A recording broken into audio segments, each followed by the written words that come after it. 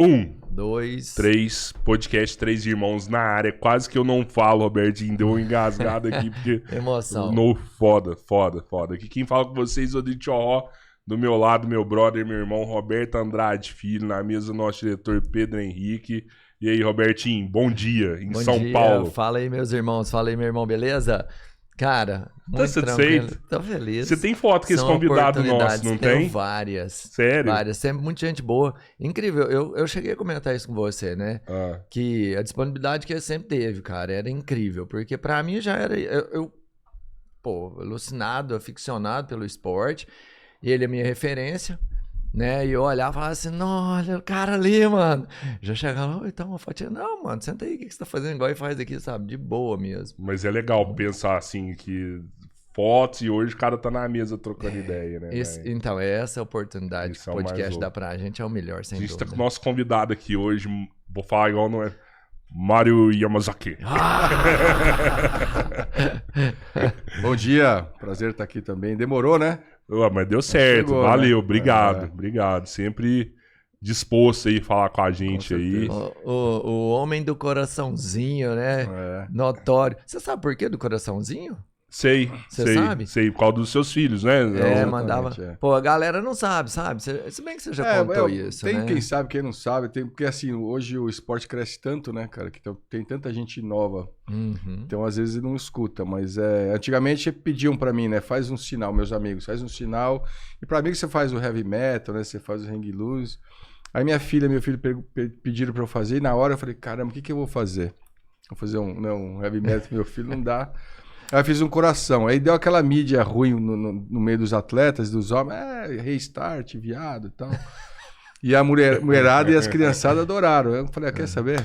Coraçãozinho agora, bicho. Essa virou sua marca, né, cara? Pô, e é da paz total, né, mano? Você vê um lutador... Naquela guerra lá, Mas antes disso aí, da onde que vem seu jiu-jitsu? Me conta um pouco aí de sua história aí antes do UFC. Eu praticamente nasci no tatame, né? Porque o meu pai e meu tio, minha família sempre teve no esporte, na arte marcial, no judô, na época. Meu pai e meu tio começaram com 9 anos de idade, mais ou menos, na judô, na época da pós-guerra ali, que o Japão tava contra... No Japão mesmo? No Brasil já. Ah, tá, já no Brasil. E tá bem no comecinho, porque era nos sítios, nas fazendas que tinham judô, e era aquela palha ainda, né, de arroz ali. Nossa. Meu pai falava que na época eram uns quartinhos que você dava o primeiro golpe ali, o tombo, já pó saía pra todo lado. Então não existia bronquite, não existia essas coisas de... Né, eu sou... Esfolava mesmo, né? Esfolava mesmo. E aí eles se destacaram, porque meu tio, meu pai começaram a ganhar campeonatos aí e tal. E antigamente não tinha peso, né? O judô não tinha nem faixa nem peso. E meus pais chegaram até classificar para a Olimpíada, mas como meu pai era muito leve, levaram o cara mais pesado, mesmo que meu pai tinha batido no cara, levaram ele. E eles sempre foram envolvidos com arbitragem também, porque o judô você precisa saber arbitrar para você poder pegar a faixa preta. E eles foram para 5 Olimpíadas, desde Montreal em 76 até Barcelona em 92, como árbitro. E aí os cursos de arbitragem quem dava era meu pai e meu tio. E a gente, quando era moleque, eles usavam a gente como cobaia, de cometer as faltas nos cursos. E a gente começa a aprender sem querer mecânica de movimento, como ser correto, porque o judô você tem que ser bem incisivo ali na sua ação, né? Tem que ser bem rápido. E você aprende tudo isso. E quando veio o Vale Tudo na época...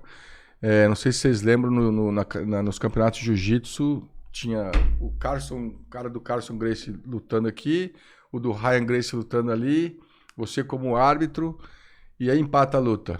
Aí você vê o Carson Gracie, filha da puta, você tá aqui fora cuspindo, não sei o quê, e o Ryan, eu vou te pegar lá fora, se você não ganhar. E, cara, que você fica com quem lutar, né?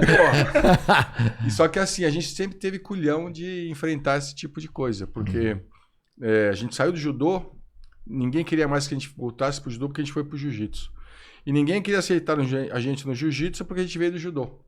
Que jogava muito demais, né? Sempre foi essas coisas de rincha e tal. E acabamos, a gente cria uma certa né, casca grossa em tudo que falam de você, que querem fazer com você. Então a gente começou a entrar nessa linha de fazer as coisas que ninguém queria fazer.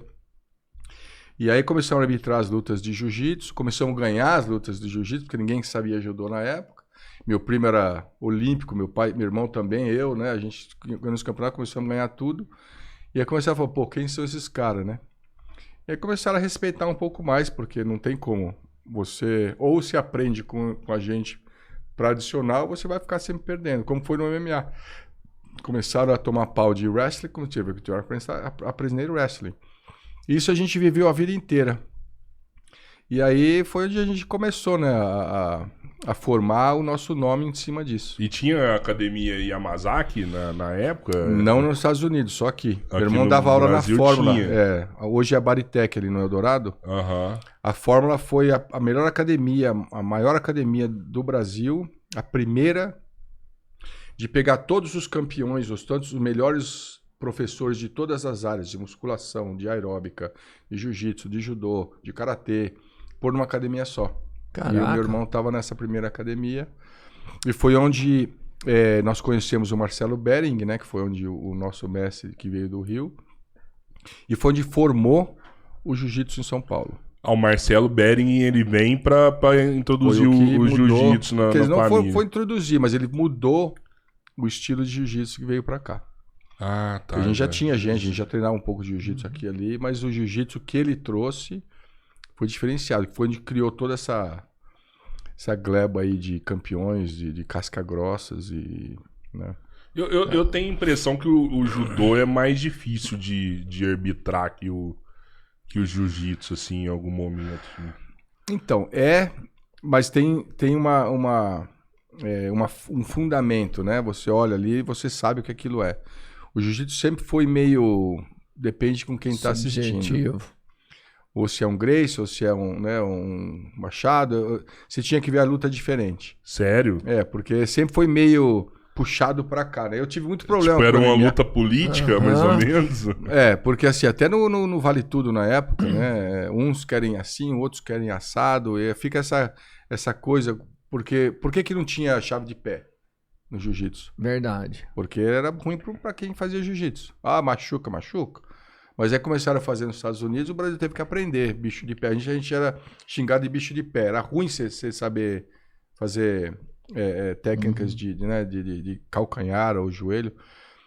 E hoje, se você não souber, você tá fora. Então, assim, onde demorou um tempo até todo mundo aprender que tem que ter chave de pé, chave de joelho, você não vai perder a luta. Até aprender ali demora um tempo. Só que as regras eram feitas... Essa cadeira tem uma trava aí, viu, Mário? Que ela tá solta. Não, você vai... Quer ver? Eu já baixei aqui pra não ficar batendo aí nada. Mas vale assim, você puxa ela pra dentro e pra baixo que ela vai travar, pra ela não gangorrar. Tá. Pra você ela fica parar barulhando aí. Não, só pro seu conforto aí, só isso aí. Não, tá pra dentro, quer ver? Não, tá bom. Tá bom. Aí, não travou não. Ela tá de sacaneando essa cadeira. Ela tá de sacaneando, Mário. Quebra ela. Não, estrangula ela aí. Mas é tudo história, né, cara? Essas coisas vão acontecendo, você vai se moldando. Seu irmão entrou primeiro no UFC. Eu saí do encaixe agora, ó. Ah. Tá vendo? Ele vê na hora isso aí, não. Seu irmão entrou primeiro no UFC. Não. Ah, bom, sim, exato. Ele arbitrou o primeiro UFC aqui no Brasil, em 98. Quando o UFC, a gente trouxe o UFC pra cá, ele arbitrou as lutas preliminares.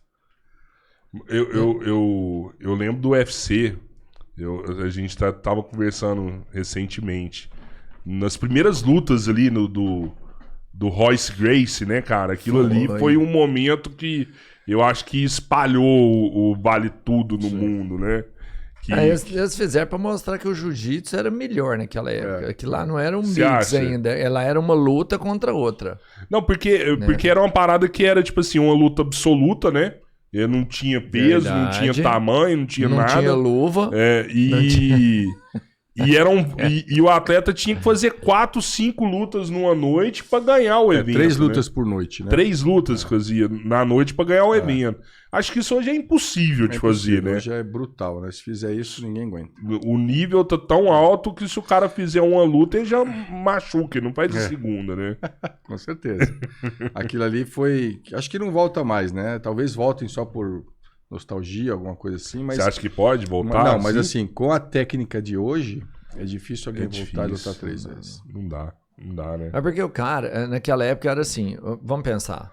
Você O pegava jiu-jitsu passava o carro, né, mano? Não, mas você pegava um cara do Kung Fu, um cara do Muay Thai, o estilo muito diferente, você tinha muito mais brechas ali.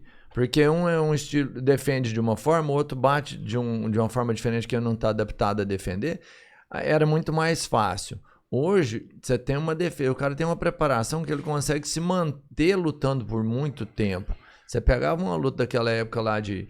Quando começou, né? 93, 94. 93. Mesmo que a luta fosse longa, durasse ali 10 minutos, você tinha pouquíssimo contato entre um lutador e outro, com raras exceções.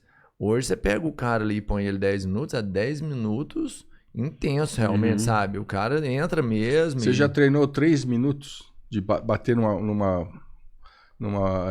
bag ali 3 minutos, depois descansar 1 minuto e bater 3 minutos mais? Faz isso, você ver. E numa luta, então... Sem estar tomando porrada de volta, tá? Você vai bater no saco. Respirar normal, porque vai no saco lá, bate 1 minuto se for. Descansa 30 segundos, bate mais 1 minuto, descansa 30 segundos, bate mais 1 minuto. 3 minutos com descanso de 30 segundos você não consegue fazer. Se você não é treinado, você não faz. Maria, como é que você caminhou? Assim, eu sei que foi influência da sua família, que já todos tinham esse viés de arbitrar as competições, mas você via sua família lá. E ser árbitro, mano, é muito foda, porque você levanta a mão de um, o outro olha emburrado pra você. Mas eu nunca pensei em ser árbitro. Nunca imaginei que eu ia ser árbitro. Eu fazia porque era parte do esporte. Se eu não fizesse arbitragem, eu não pegava faixa preta. Tem que fazer. Você é obrigado a fazer. Até hoje, no jiu-jitsu, você tem que no jiu-jitsu, ser árbitro pra prosseguir, E assim, né? quando começou o Vale Tudo, ninguém queria fazer essa arbitragem. Porque o pessoal tinha medo.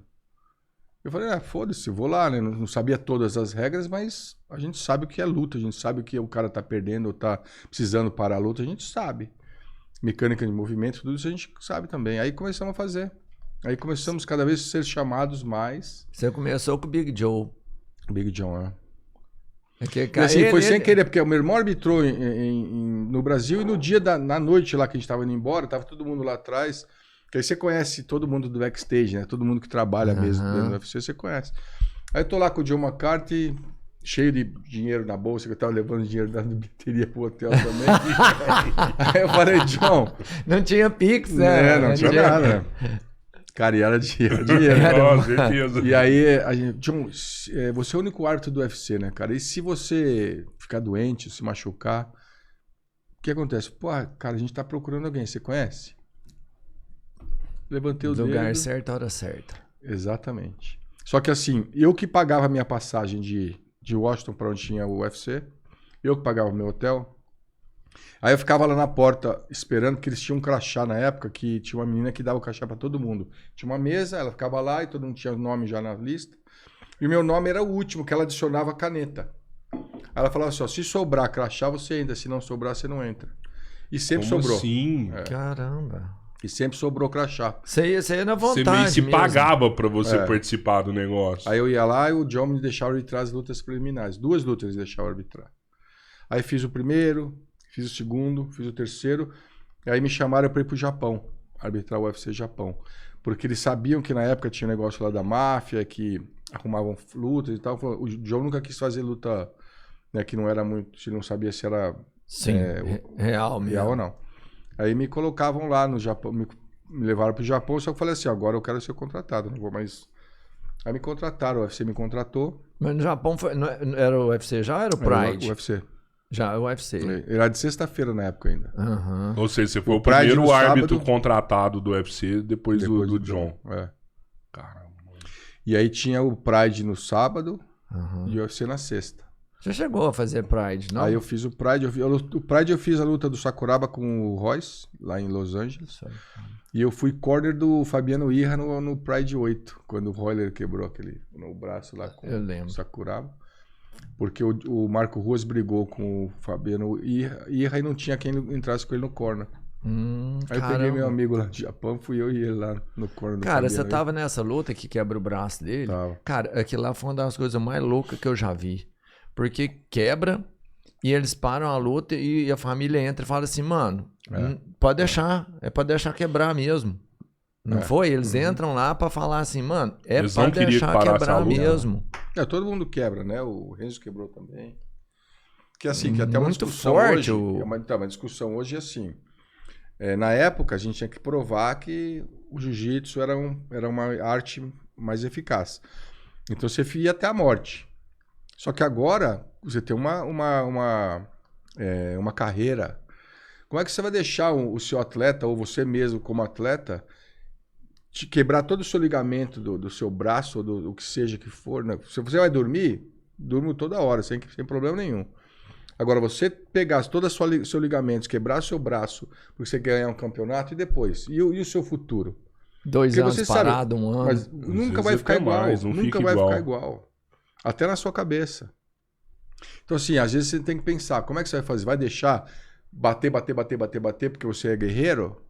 Então não dá. É uma coisa que mudou muito. Antigamente era assim. E por isso até que eu não tô no UFC mais por causa disso. Que pra mim era deixar até... enquanto você tá se defendendo inteligentemente, eu não vou parar a luta. Sim. Só que quando você, mesmo você defendendo inteligentemente, você tá apanhando que nem um cachorro. um perro, então não dá, né, cara? Mas você acha que sua percepção era diferente, assim, dos outros, assim? Porque eu imagino isso. Você tem a visão do que tá acontecendo ali. Você entende que o cara consegue ir mais.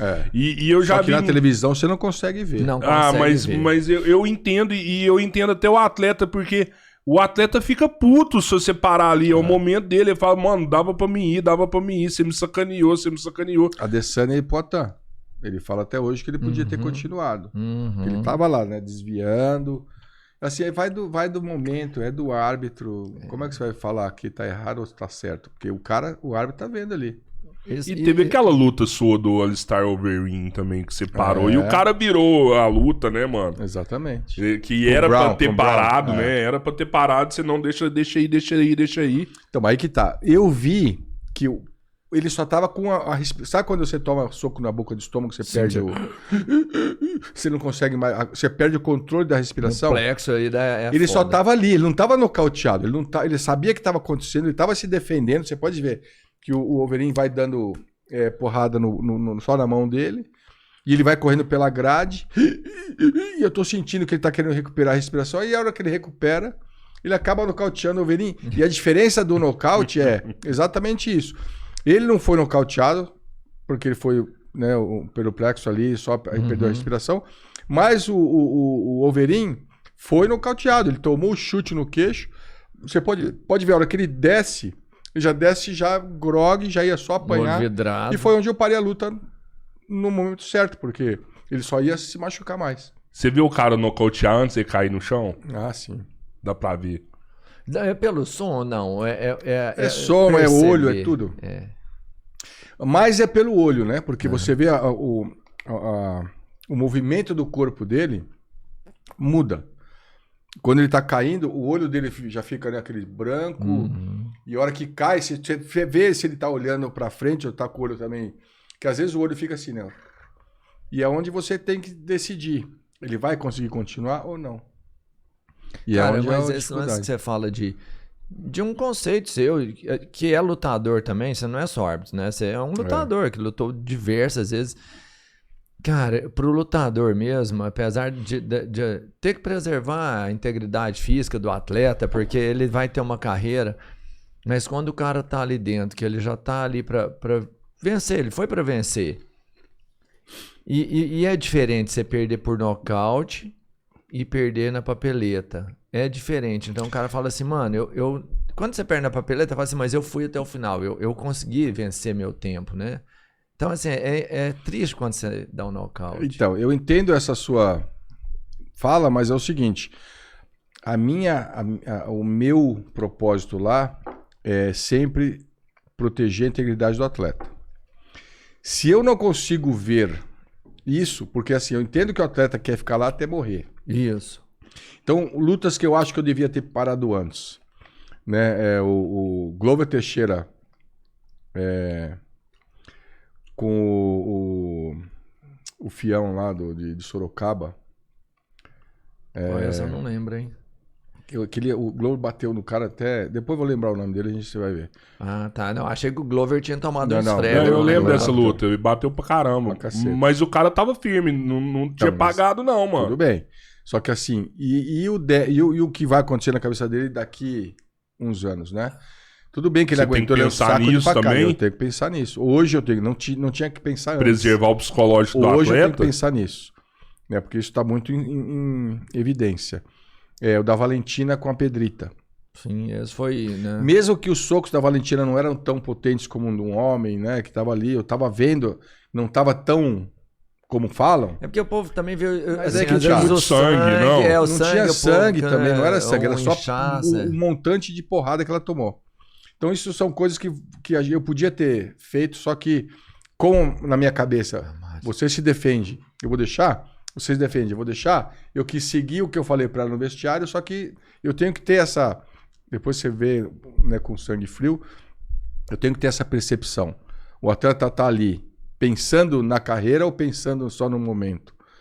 Né? Isso que é o difícil você fazer.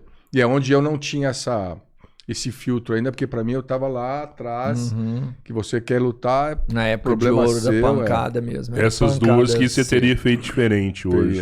Cara, mas como é que E você a do faz? Eric Silva, Ah, sim. que até hoje eu sei que eu estou certo pela regra, Aham. mas quando você segue a regra na mídia, você tá errado. Né? Foi o Eric Silva e o Chiesa, aquele cara que foi estrangulado lá pelo Mike Lee. Aquilo ali, eu estava certo, estou correto, não vou mudar minha opinião. Só que para a mídia e para o esporte, eu estou errado. Essa ainda foi foda, que até o Joe Rogan veio. Então. Né, Porque que é um você vê, cara ele que é bateu. Ele extremamente- bateu mais de 5 vezes na nuca do Carlos Prata. Mas eu devia ter, pela mídia, falado, não, vamos continuar no cauteou, porque ele ganhou a luta, com certeza. Mas, pela euforia e emoção, ele ficou dando soco atrás da cabeça do Eu me Prata. lembro dessa aí. E porque eu estava pensando na regra, fui claro com a regra, acabei sendo massacrado por isso. Mas eu continuo com a minha opinião, o do Mike, o Chiesa também. O Chiesa tá aqui levando um batalhão, né? Aí ele tira o braço amolece, ele falar que é técnica dele de sair do estrangulamento relaxando. Porra, faixa preta, né, porra? Né? Que técnica é E essa? aí os caras ainda falar que ele tá certo, né? Dana White vai lá e fala que o cara tá certo. Pô, eu parei tão certo ali que ele voltou na hora, porque foi a base ele dormir e acordar em milésimos segundos. Mas você vê o braço dele aqui amolecendo, e a hora que amolece, cara, acabou. Vai fazer o que mais? Mas ali? o Dana White, ele não tem nem fundamento pra discutir esse tipo de situação, tem? Então, o fundamento que ele tem hoje é a experiência que ele tem de ver lutas. vendo. Sim. Mas a mesma coisa vocês têm a sua opinião. Ele tem a opinião dele também, né? Todo mundo tem o direito de opinião. Mas você tem. Sua opinião não é sempre a certa. Com certeza. Não, e eu acho que pra Ele é um você. influenciador, Pra né? você pôr uma opinião que seja relevante, você tem que ter todos os princípios. Convidei Você- ele várias vezes para fazer o curso de arbitragem. Várias vezes. É Nunca veio. isso, eu acho, assim, né? Você tem que ter todos os princípios, senão você não. Você tem autoridade pra tá opinando assim, Sim. tanto aquilo lá. É só a sua opinião simples naquele Exato. fato, né? É o que eu penso, Sim. assim, né? Agora, fica complexo isso aí, sabe por quê, Mário? Olha aqui. Você pega um Maldonado, que cara, O Maldonado, é ele mesmo. ele Fião. entra, ele apanha pra caramba Mas ele mesmo. com o Glover foi ele. Mas é a vida dele. Eu nunca vi uma luta dele que ele não tomasse muita pancada. Mas ele por, é isso um rock, por isso que eu velho. falei para você. Eu entendi a sua posição, mas eu, com a minha posição, não poderia ter deixado ir tão longe. Sim, mas entenda, aonde que é o limite? Porque tem uns caras que eles conseguem se manter forte. É tipo assim, é igual o Stallone no filme do Rock, ele usava essa técnica, mano. Pode me bater que eu aguento, você vai cansar e eu te pego. No Se filme. você tira esse cara antes, você tira a oportunidade dele. Que Então, é mas essa- no filme essa- funciona uma beleza. Agora, você vai conversar com o Maldonado daqui 10 anos, Aham, você não vai conseguir. verdade. Porque Tem um a outro- mente dele não vai funcionar. É muita pancada, né? É muita pancada. E Mas assim, não que vai acontecer, mas eu não. conheço já, né, Gary Goodridge, vários atletas que eu convivi, treinei com eles. Hoje, Os caras não prestam mais? cara, a cabeça ele esquece, ele começa a ter demência. Eles chamam de demência pugilística. Isso que É eu o ia falar Maguila, então. Então, mas o Maguila, o Eder Joffre, não ficaram com Alzheimer. Era demência pugilística. Mas no boxe é muito pior.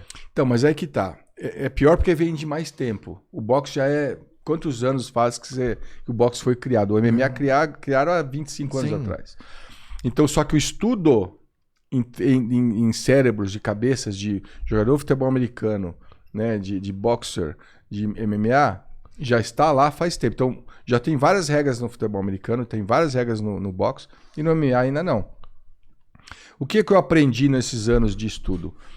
Quando você vai lutar, você tem que ter o seu CAT scan lá, né? Você faz a sua ressonância do seu cérebro, o EKG, e você sabe o batimento lá do seu cérebro como tá. Depois que eu lutei, eu fui ou nocauteado ou finalizado, o que seja. Eu faço outro exame de EKG e o meu exame tem que voltar a ser como estava antes da luta. Enquanto ele não voltar, eu não posso nem treinar. Sério? Então o que acontece? A lesão do cérebro, ela acontece. Pum, você tem uma concussão ali. Pá! Que seja com skate, com snowboard, com boxing, que seja. Teve a coisa aqui. Eu tenho um período de no mínimo 30 dias para esse coágulo sair. Se não sair isso, eu tenho que esperar até isso sair para eu voltar. Então, só que daqui uma semana você está sentindo bem, você não está mais com dor. E o cara não fez o exame, a maioria dos brasileiros fazem isso, volta a treinar. É nocauteado no treino, bate a cabeça no treino de novo, e aquilo vai machucando. E esse machucado no mesmo lugar, nunca mais sara. Nunca mais sara. Então é como se começasse a raspar o seu tempo ali, que você vai minando. Então você machuca em outro lugar, você não descansou de novo, mina de novo, vai acumulando isso. Aí chega uma hora que você perde, né, funções do seu cérebro, aí começa a esquecer, começa a fazer todo esse tipo de tremedeira, que seja, cada um vai fazer um jeito. Assim, você me explica uma teoria que é o seguinte, eu sempre achei que uma pessoa, depois que ela é nocauteada pela primeira vez, ela fica mais suscetível a ser nocauteada novamente. Com certeza. E é por causa disso que, na maioria das vezes, o cara nem recuperou total, volta e aí ele toma outra, como então, já tem essa... Mas essa aí é uma boa pergunta, porque o corpo, ele aprende. Nosso corpo é uma máquina excelente. Então, toda vez que você é nocauteado, ou a primeira vez, você nunca foi nocauteado. Olha o Chuck Liddell, por exemplo. Ele era duríssimo a ser nocauteado. Primeira vez que ele foi nocauteado, depois toda a luta ele foi nocauteado. Por quê? O seu corpo aprende. E o que é o nocaute? O nocaute é, você tem o cérebro, né, o cerebelo, que é o líquido que fica entre o cérebro e o seu crânio. Essa parte não pode nunca tocar no crânio. Então, batida de carro. Se bateu, pá! Você apaga por quê? Porque a velocidade entre, né, você parar e ela bateu no seu crânio, o seu corpo desliga. Então, quando o seu corpo aprende a desligar, porque aí você não vai se machucar, ele desliga porque ele não quer que você machuque mais. Quando você sofre um acidente de moto, quando você é jogado, você é desmaiado, o seu corpo vai mole, por quê? Porque você não quebra nada. Na maioria das vezes, né? Mas, sim, mas seria mais para você, é uma defesa do seu corpo. Então, ele aprende. Aí que você começa a tomar pancada na cabeça, ele fala, pô, vou ficar tomando, vou desligo. Aí você começa a ser nocauteado mais fácil. Que loucura, velho. Pô, tem vários lutadores que aconteceu isso com eles, então. Vários. Belfort é um, né, cara? Belfort todos. apagava em tudo, até no velho. joelho, no joelho, no calcanhar, lá na canela do Anderson Silva. Pergunta se ele chuta mais do mesmo jeito que ele chutava com a perna. Não dá. É uma coisa que começa... Aquilo ali é um medo, né? O cara que... Na verdade, ele ficou mais... A canela dele ficou mais forte. Eu poderia usar ela com mais Não, coragem. ficou mais forte, assim, fica mais forte. Foi com titânio. Fica mais forte. Será? Só que aí nervo não fica... Nervo é diferente, né? O sentimento é diferente. Se vocês um dia fizerem algum podcast ao ar livre e quiser fazer uma brincadeira, pega um taco de beisebol assim, ó, e fala pra pessoa pôr a testa e virar 10 a 15 vezes em volta, assim, mas tem que virar sem ficar, né? Sem virando. E manda aí reto. O Silvio Santos fazia isso, as brincadeiras sim, dele. sim. E você não consegue. O equilíbrio é o mesmo sentimento de um knockdown. Você vê que o lutador quer levantar, mas o equilíbrio está totalmente fora e não consegue ficar na linha reta. Isso é o mesmo sentimento do knockdown. Cara, e pouca gente tem esse recurso de fazer um scan do cérebro, né? Hoje, a maioria dos profissionais tem que ter, né? Profissa, né? Mas imagina o tanto de lutador que não chegou até lá e o cara por isso mesmo, por isso que o cara tá colocando a saúde em risco, né? Não tem jeito. Às vezes o cara já chega lá, chega ruim, né, mano? Quem foi o nocaute mais brutal que você teve? Que você teve não, que você acompanhou, Cara, foi em com o você Bisping. mesmo, que às vezes eu sei que você já lutou. O Bisping com o Dan Henderson. Nossa.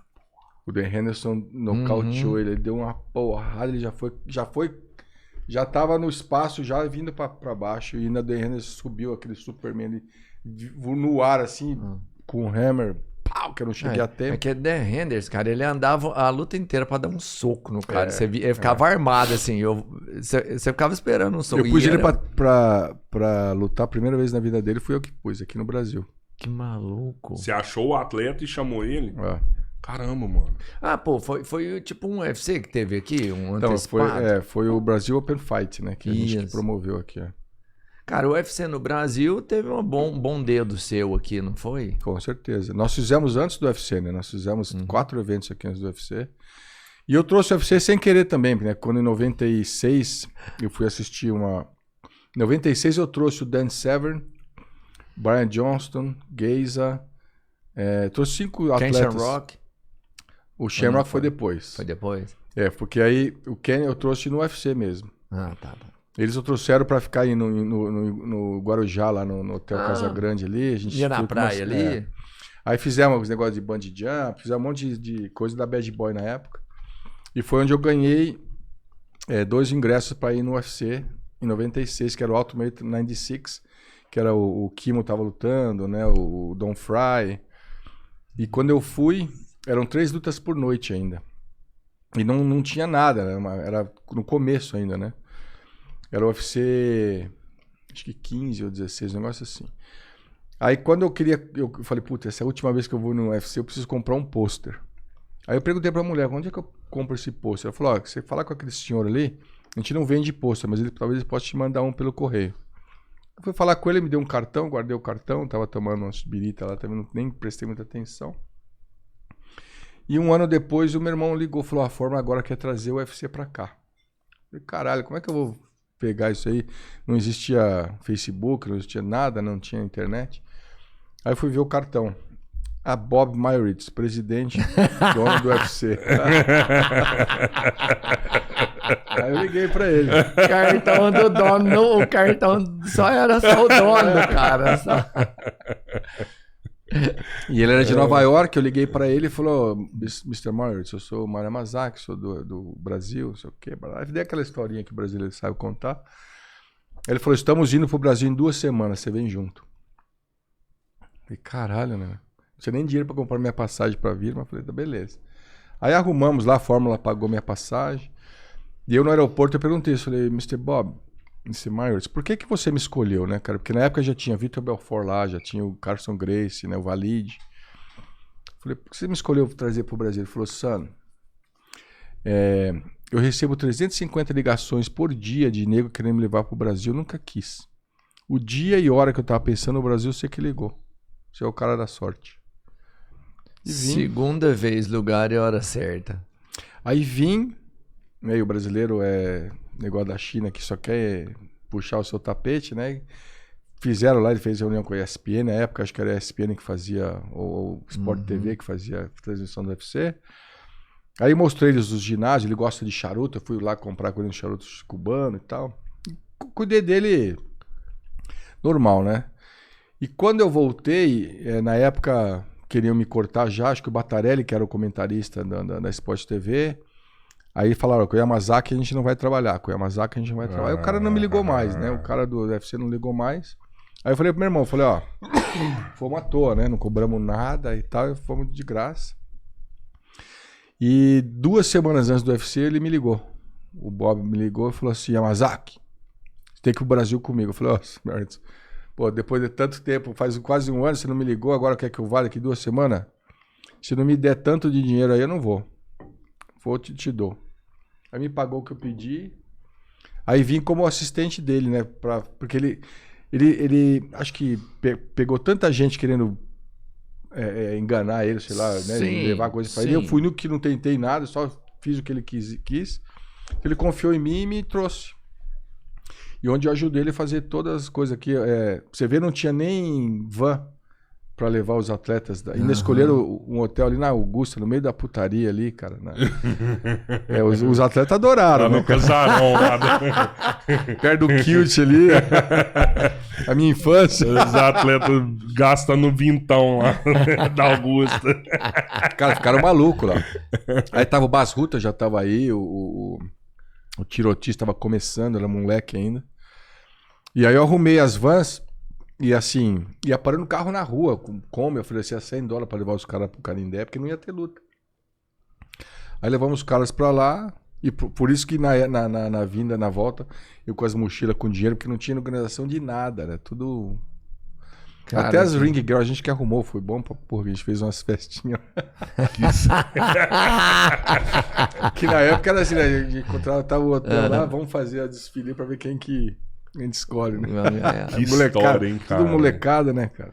O Tito Ortiz, moleque. O Tito Ortiz, sua primeira cinturão foi do Tito, não? Foi. Sua Com o primeira Chuck luta. Liddell. Chuck Liddell.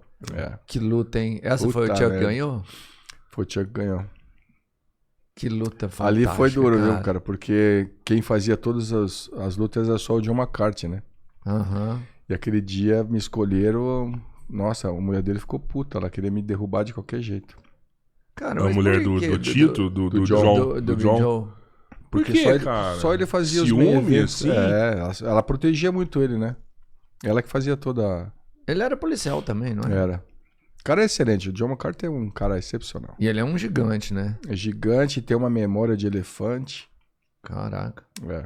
Mas ele não chegou a ser lutador, não. Ele era lutador. Ele foi, mas assim, não lutou Não no era MMA, mas ele profissa, né? aprendeu com os Gracie lá, né? Com os Royce. Por isso que ele foi árbitro. Tá. Porque o João Carlos Barreto foi o primeiro árbitro do UFC lá. E aí não gostaram dele e puseram o John McCarthy. E foi onde ele começou ali, que ele treinava com... Ele era um sparring do Royce ali. Caramba, mano. Cara, Não então, faço isso aí foi a primeira luta que você fez. Por que você foi escolhido lá? Você já era considerado o melhor árbitro? O que foi o critério? Era só pra você? eu e ele, né? Nós éramos considerados os melhores árbitros. Só que todas as lutas principais ele que fazia. E naquele dia foi uma luta bem... recorde de bilheteria, era uma luta esperada pra caramba. Acho que foi 30 de dezembro, acho que foi. E era uma luta principal do ano. E a mulher dele queria que ele fosse, né? É, uma estrela, porque você vira uma estrela. Eu lembro pô, até eu hoje te que falei. foi logo depois do Natal, né? Eu passei o Natal em Los Angeles ainda. E no Natal eu comi um cookie com THC, né? Com cannabis. De maconha? Caramba. No Natal, dia 25. Tava com os Brownie amigos lá. conha. Brownie Vai vir conha. um cara depois de você aqui que é disso. aí. Já fica aí pra você provar Será que é um pouquinho. sinal que a gente... Será que é um sinal que a gente tem que experimentar isso também? Já fica aí pra você experimentar, mano. E aí, eu falei pra eles, porque eu sempre jantava com eles antes, né? Com o John McCarthy e a mulher dele, a gente ia jantar. E eu contei pra eles no dia anterior da luta, falei, cara, no Natal eu experimentei essa porra que não sei o que, nunca tinha feito. Ela foi contar pros caras da comissão atlética que eu tinha fumado maconha no dia da luta. Mas o árbitro ele também faz o exame lá? Não O árbitro faz, não não. precisa, né? Não tem Mas ela exame. quis fazer uma polêmica. Sim, Chegou a credibilizar. afetar isso aí? Deu Então, uma aí os queimada? médicos me chamaram, todo mundo me chamou lá atrás e falou, Mário, você tá fumado? Eu falei, pô, você tá louco, bicho? Que isso, cara? Não sei o quê. Eu falei assim, eu fumei não, né? Comi esses cookies que me deram no dia 25 faz uma semana. Aí os caras falaram, não, a gente acredita em você. Pode ir. Aí eu fui, arbitrei, mas tentaram derrubar ali, né? Caramba, mano. É sempre assim, né? Um tentando puxar o tapete do outro, né? Cara, mas em é vez de porque, ajudar, querendo ou não, você também vira uma estrela, né? E o ego... As pessoas querem ficar Então, mas famosas. você vê como é é engraçado. o primeiro que aparece, né? Você vê como é engraçado. O John McCarthy foi o que me ajudou, porque chegou na hora ali e falou, Mário, cara, esquece, você consegue, eu tô com você, você é o cara, pode ir.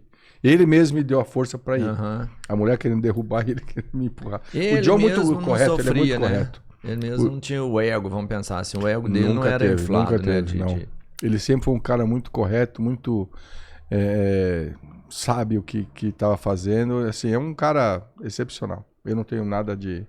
E já dava grana na época isso aí, ô Mário? Cara, grana nunca deu, né? Era só mais fama. Mas é bem legal, né? Porque eu era contratado do UFC e da Comissão Atlética. Eu fazia o dinheiro nos dois. Tá, Aí só depois cortaram, né? Cortaram o UFC e deixaram só a Comissão Atlética. Hoje, acho que em Califórnia, um main event você ganha 10 pau por luta. 10 mil dólares. 10 mil dólares é bom, né? Você Apesar tem que o toda lutador semana? ganha muito mais, né? Mas apanha muito quem mais quebra, também. Quem E quebra treina muito mais, Mas o pay-per-view é uma loucura hoje, né, cara? Eu sei. Sim. Mas será que o UFC em algum momento vai pagar igual o boxe paga? Eu acho que sim, mas é que o esporte é muito novo, né, cara? Como é que eles querem que pague, que o boxe pague, se não tem o tanto de pay-per-views que vendem que nem o boxe? O boxe não consegue ainda, o MMA não consegue ainda alcançar o número dos boxe em termos de pay-per-view, né? Mas, e também, como é uma empresa privada que não quer share os seus lucros, então ela continua segurando. Mas já tá aumentando, você vê, já estão oferecendo aí 8, 9, 10 milhões de dólares por luta aí pro Enganu, ofereceram 8 pau, né?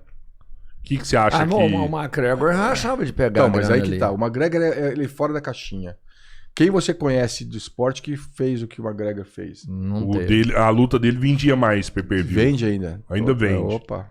É que assim, era antes McGregor e depois McGregor, né? Não tem... Sério? O McGregor foi um cara... Vende mais que os brasileiros o pay-per-view dele. Muito mais. Não tem comparação. Assim, o carisma dele é tipo do Mike Tyson, do Muhammad Ali, né?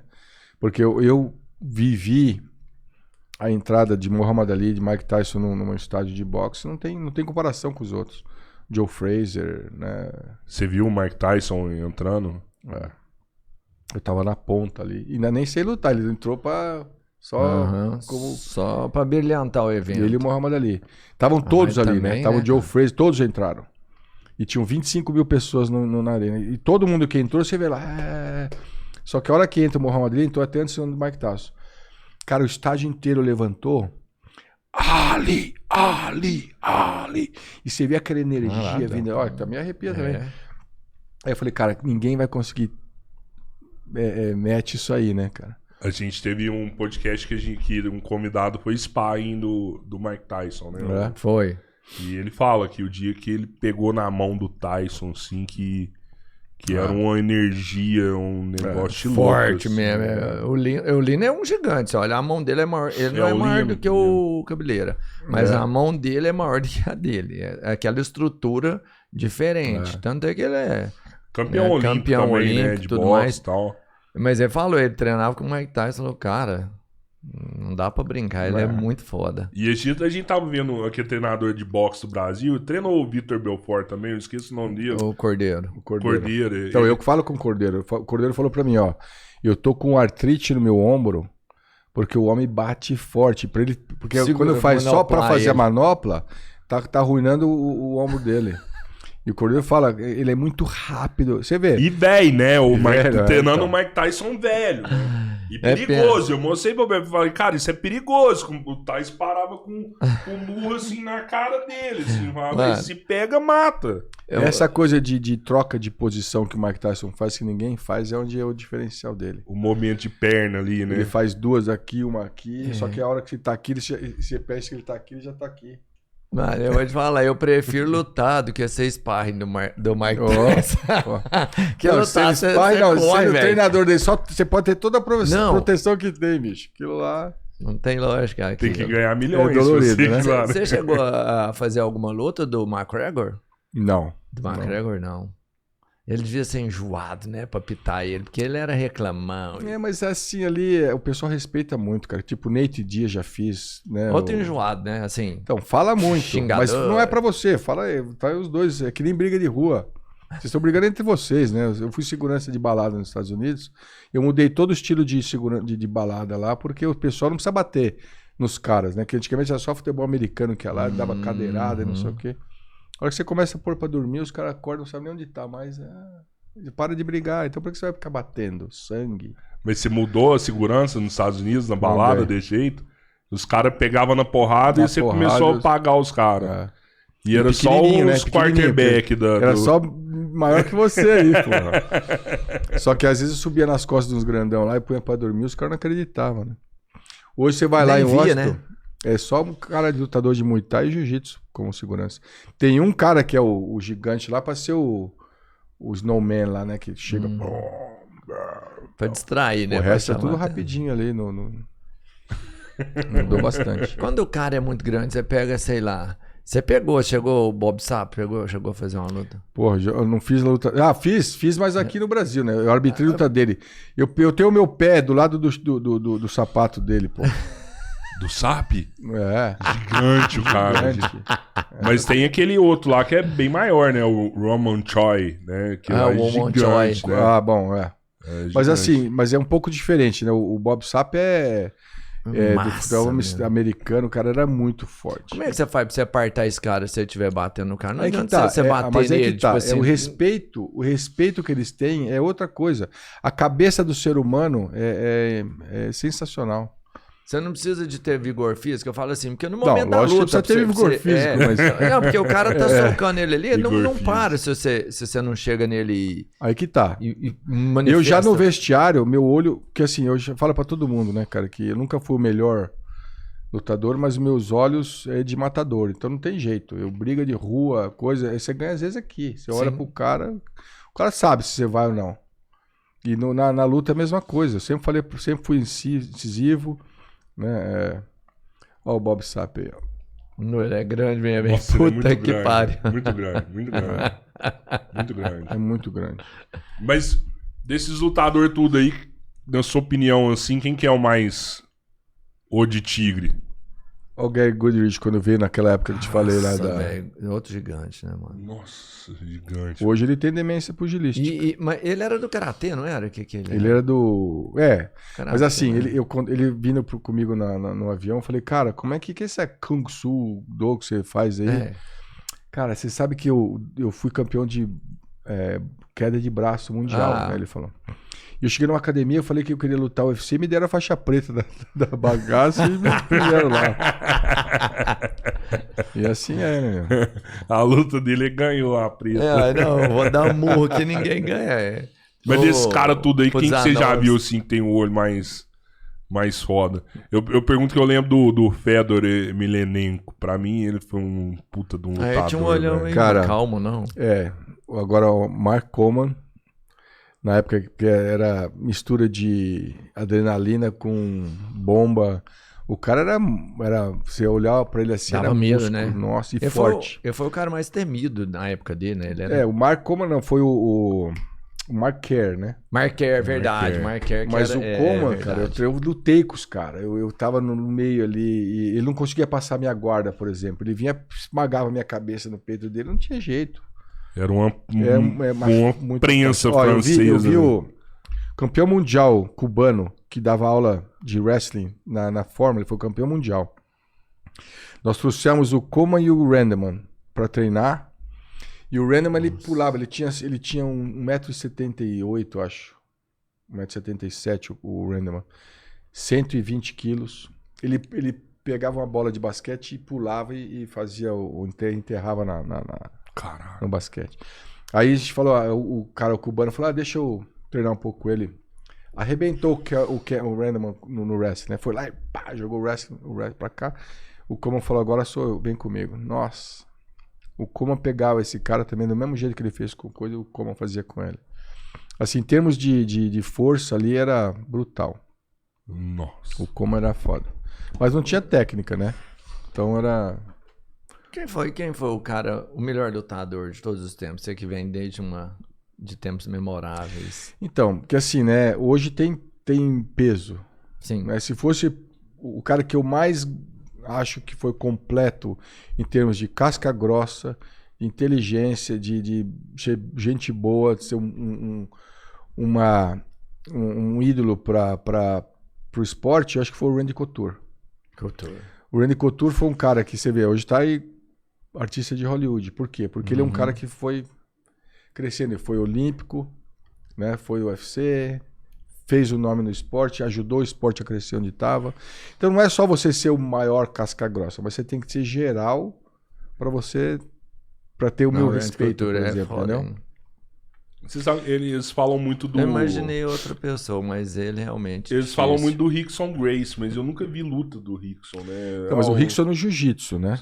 No Essas MMA... 500 vitórias que ele tem foi tudo jiu-jitsu, então nada de... Não, foi vale tudo também, tudo mas também. assim... Quando ele ia lutar com o Sakuraba, que era o cara que a gente queria ver, o filho dele morreu, né? Então acabou tendo uma coisa ali. Pra mim, o Rickson sempre foi um ídolo, porque eu treinei com ele, eu fui lá, vi o que o cara podia fazer, né? E mesmo coisas que eu pegava, ele tinha dificuldade comigo por causa do judô, sei lá, ele ficava, faz de novo. Porque ele pegava, às vezes ele vinha me estrangular aqui, e o judô tem muito esse negócio de você puxar tirar o kimono, tirar a pegada. E no jiu-jitsu não tinha muito. Ele vinha me pegar e eu estourava a pegada dele. Tipo relógio, alguma coisa assim. Ele falou, me pega aqui de novo. Até ele conseguir ver. E o cara era diferenciado, né? Você acha que dos Grace realmente ele o melhor. Será que ele ia imbatível, parar o cara. Sakuraba? Eu acho que sim. Que é Eu treinei com o Sakuraba também. Eu treinei com o Sakuraba uma semana. Sakuraba, o cara que eu mais odiei foi o Sakuraba, mano. Mas ali foi psicológico, cara. O Sakuraba Será? tinha muito gás, né? O que o brasileiro não tinha. Mas ali foi bem psicológico mesmo. Cara, eu acho que ele se adaptava muito bem à luta. Você pegava o Sakuraba no primeiro round, ele era morno. Mas ele ia entendendo o jogo. Então, na academia, a gente tinha 10 neguinhos ali e ele ficava no meio. E entrava um, Caraca. entrava outro, e voltava e lá. Não parava. Vi falar isso do Caim O Velasquez. treino inteiro, deixa aí. O Caim fazia isso também. Ele parava ali dentro do ringue, falava assim, a academia inteira rodava nele lá e ele... O Nate e Nick Diaz, ele também tem gás até o... os caras é O triatleta, pulmão, né? então. O pulmão é bem, bem importante, né? Nessa fase de... Quando você iguala muito a técnica e coisa, o pulmão que vence. Mas isso é engraçado, né? Tem luta que parece que não é o dia do cara, que ele fadiga mais rápido, né, mano? Não é só uma coisa, né? Você ser bom. Sim. Naquele dia você tem que acordar bem também. Tem o dia do cara também, né? Não tem Exatamente. como. Você vê assim, você fala, mano, como é que você já fadigou? O que aconteceu com você, né? E o cara... Mas não é, às vezes é um golpe O também. Caim Velasquez mesmo, pô, foi pro México, aí foi lá, não acreditou na altitude e perdeu do Verdun, pô. Perdeu Sim. feio. Mas por causa de ar. Não consegue vir. Você acha que foi a altitude que influenciou com aquele certeza. dia lá? Com certeza. Se eu tivesse no Não sei ambiente também, dele... né? Porque o Verdun também é bom, não tirando mérito, mas ali ajudou bastante. Foi um fator crítico ali. Pô, já teve algum lutador seu que você viu que ele tinha quebrado e o cara não? Quebrado. Sei lá, um braço, um dedo. Eu vi uma luta do John Jones, acaba a luta e o cara filma o pé dele lá, o dedo é tudo quebrado, assim, ó, do pé. Aí falou assim, você quebrou o dedo do pé? Caraca! Então, ali, se ele não tivesse ganho a luta ali, ele tinha perdido a luta. Porque ele não ia poder voltar a lutar, né? Intervenção médica. Aí ia ser TKO pro outro cara. Então, aí quando você percebe, você tem que parar ou não? Então, depende. Porque depende da ocasião. Se for um dedo que quebrou, o cara não tá reclamando, o dedo tá ali, mas entendeu? Ele mesmo pode pôr no lugar dele e voltar. Sem problema nenhum. Aí, o problema é que se você para e ele não pode voltar por causa daquele acidente, ele perde. Uhum. Ou dependendo do round também, né? Mas você defecar. Houve comigo que, cara, começou a ficar um fedor dentro do octógono e cheiro, aquela merda. E aí, só que a regra é a seguinte: o lutador defecado pode continuar lutando enquanto a merda não sai do calção. Uhum. O cara que tá lutando com ele não reclamar do cheiro ou do coisa também vai continuar. Se ele reclamar, a luta também para. E o cara que defecou perde. Perde. Ah, sério? Eu ia te Mano, perguntar eu o nunca final. ouvi falar isso daí. Nunca. E nessa que você Já fez, o cara aconteceu. reclamou ou não? Não reclamou. Como é que terminou? Só Terminou que o cara normal. caía sentado no chão, você via aquelas marcas de merda ali. Só Quer que ele não falar o reclamou. nome do cagão aí? Eu nem lembro o nome do cara. Você vai ser Google aí, você tem poucos do UFC que aconteceu isso. Caramba, que E foi no doideira UFC isso, já. né? Caramba. Nossa, será que o Se cara o cara- tava nervoso? Você vê como a gente aprende e vai indo, né? Porque nunca tinha acontecido comigo, não sabia nem dessa regra. Então, cara. se Você não vomitar- sabia disso aí, não se sabia o que vomitar, você para. faria. É. Se vomitar, para. Se vomitar, para. Aí quem vomitou, perdeu. Perdeu. Mas Porque- já aconteceu de vomitar também? Já, porque assim, Já tomou já, um soco ali. se você vomitou é que você não sabe o que tá acontecendo por dentro. Às vezes concussão, Sim, você não sim. pode continuar. Às vezes o cara vomita no meio tempo ali, você não pode fazer nada também ali, você pode deixar. No balde ali. Ó, tá no corner ali, já... Mas vomitou é sinal de algum problema, né? Tem cara que sai muito feio, né, velho? Tem umas Tem. fotos de cara que sai assim, que você vai ver o nariz do cara tá desse lado, né? O Alberto falou do John Jones. Pra mim, John Jones é um cara que, mano, é difícil lutar com aquele cara e ele não te cortar tudo, né, velho? Parece que tem... Não, mas realmente... Tem parece navalha que- no cotovelo, Você né? chega a conferir, assim, se o cara passa alguma coisa. Cerol. Você passou cerol no cotovelo? Não, o cotovelo dele é o nosso braço, a distância do nosso braço, que é muito grande, cara. Ele faz assim e já tá dando soco nos caras. Mas ele faz uma vez e já corta, mano. Eu sei. É muito foda aquilo lá. O sangue já desce, assim. A hora que eu vejo a luta dele, eu fico assim... Pô, não deixa da cotovelada, né? Do Não, Lioto, pô, a luta né? do Lioto. O Lioto pegou ele no primeiro round, mastigou ele, assim. Lutou muito melhor do que ele. Ele deu uma, velho. Uma. Já desequilibra Não. o cara, né? Ali é. Ele é diferenciado. Ele vai ser, se ele ganhar o peso pesado agora, ele vai ser um dos lutadores da nossa era aí, acho que é o GOAT, né? Que eles chamam dele. E ele é forte. Você acha hein, que ele cara? volta bem pro tá pesado? forte demais. Eu acho que sim. Porque ele não, né, ele tem a velocidade ainda. A gente precisa, vamos ver, né? Ninguém sabe, mas eu acho que. Como que ele vai estar, né? Mas ele tinha que ser, pela altura dele, ele tinha que lutar pesado. Ele secava Sim, demais, sim. né? Pra ficar no meio ali, no meio pesado. Cara, a gente no vestiário, às vezes ele é grande, né? Ele olha pra baixo assim, professor, você acha que você me derruba? Olha, você com os braços pra trás aí, amarrado, talvez, né, cara? Cara, Pô, e, esse- e os caras entram lá, você falando do nariz pra cá e tudo assim, fudido. Cara, os caras entram ali no meio do round, o cara tá destruído, ele vai ali pra um gelo, passa um negócio assim, o cara volta zero. Que mais que é aquilo, Mário? Chama adrenalina. É. Assim, você deve ter casos de você deve sofrer alguma coisa, ou acidente, ou quando você tá com adrenalina ali, cara, você acaba não sentindo. E outra coisa, né? Você tá acostumado com esse tipo de lesão. Porque na academia você toma um soco, você tem que. Porra, Sim. você já bateu a sua canela na ponta de uma mesa? A canela, o dedinho na cama já. Exatamente, É a mesma terrível. coisa. Se você acontece isso na luta, já aconteceu com você uma vez, ou você vai, né, chama de sucker up, vai engole aí e vambora, bicho. Se você bate, você tem que fugir de alguém, você bate o seu ossinho ali, você vai parar porque você bateu o ossinho? Não. Tá fugindo, vamos correr com o ossinho doendo mesmo, né? Isso é que acontece na luta. Ô Mário, e quando tem essas decisões, assim, polêmicas da arbitragem, assim, você acha que em algum momento pode ter alguma decisão política ali pra favorecer algum atleta? Não acredito, isso no UFC não acontece. Não. É erro mesmo de opiniões, né? Por isso que são 3 juízes, não são só um. Sim. Então sempre vai ter você olha de um jeito, eu olho de outro, ele olha de outro. E você já levantou alguma mão que você não queria ter levantado? Falou, putz, tinha que ser o outro. Ah, sim, várias vezes. Várias vezes. Mas até a visão que o árbitro tem é diferente do juiz, né? Essa eu tenho certeza que é outra. O juiz tem que ver técnica, velocidade, quantidade. O árbitro não, ele tem que ver se o cara cometeu a falta, né, se o cara consegue continuar a lutar. É outra visão. E peso de cinturão, você acha que eles não olham nesse momento? Pode ser que sim. Então, a gente dá o curso de arbitragem para não. Mas é difícil, né? A emoção das pessoas ali é diferente. Então, não é porque ele é campeão. Quando ele entra no octógono, ele já não é mais campeão. Ele deixou o cinturão dele já vago para quem ganhar aquela luta é o campeão. Então não tem essa de, o cara é o campeão. Não. Ele entrou dentro, já não é mais o campeão. Ele deixou vago porque ele está disputando agora para quem é o melhor para ganhar aquela vaga. O que é a pontuação mais incidente lá para quem está fazendo nos pontos ali?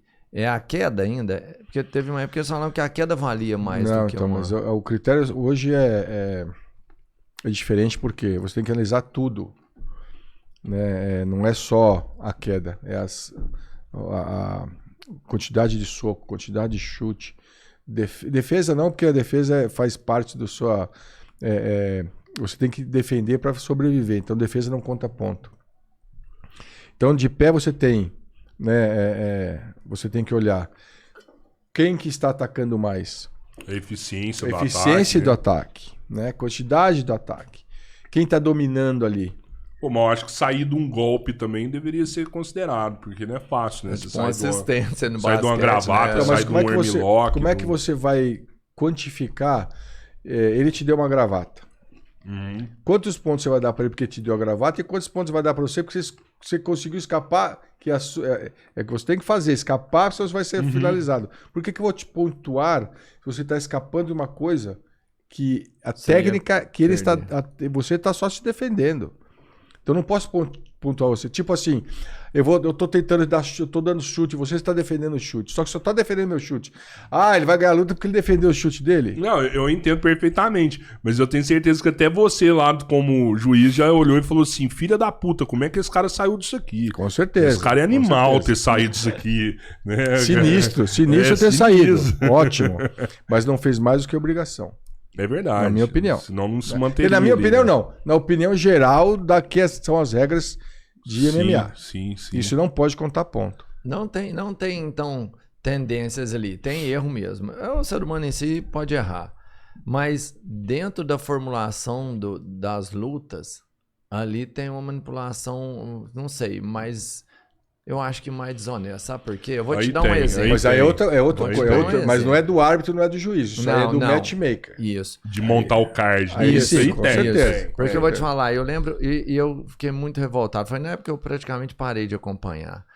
O Jacaré, ele foi o número 1 uns 4 ou 5 anos e ele não ia pro Total Show. Ele era o número 1 do ranking, cara. Mastigando todo mundo, você pegava a luta dele... Primeiro round, pegava a luta dele, primeiro round.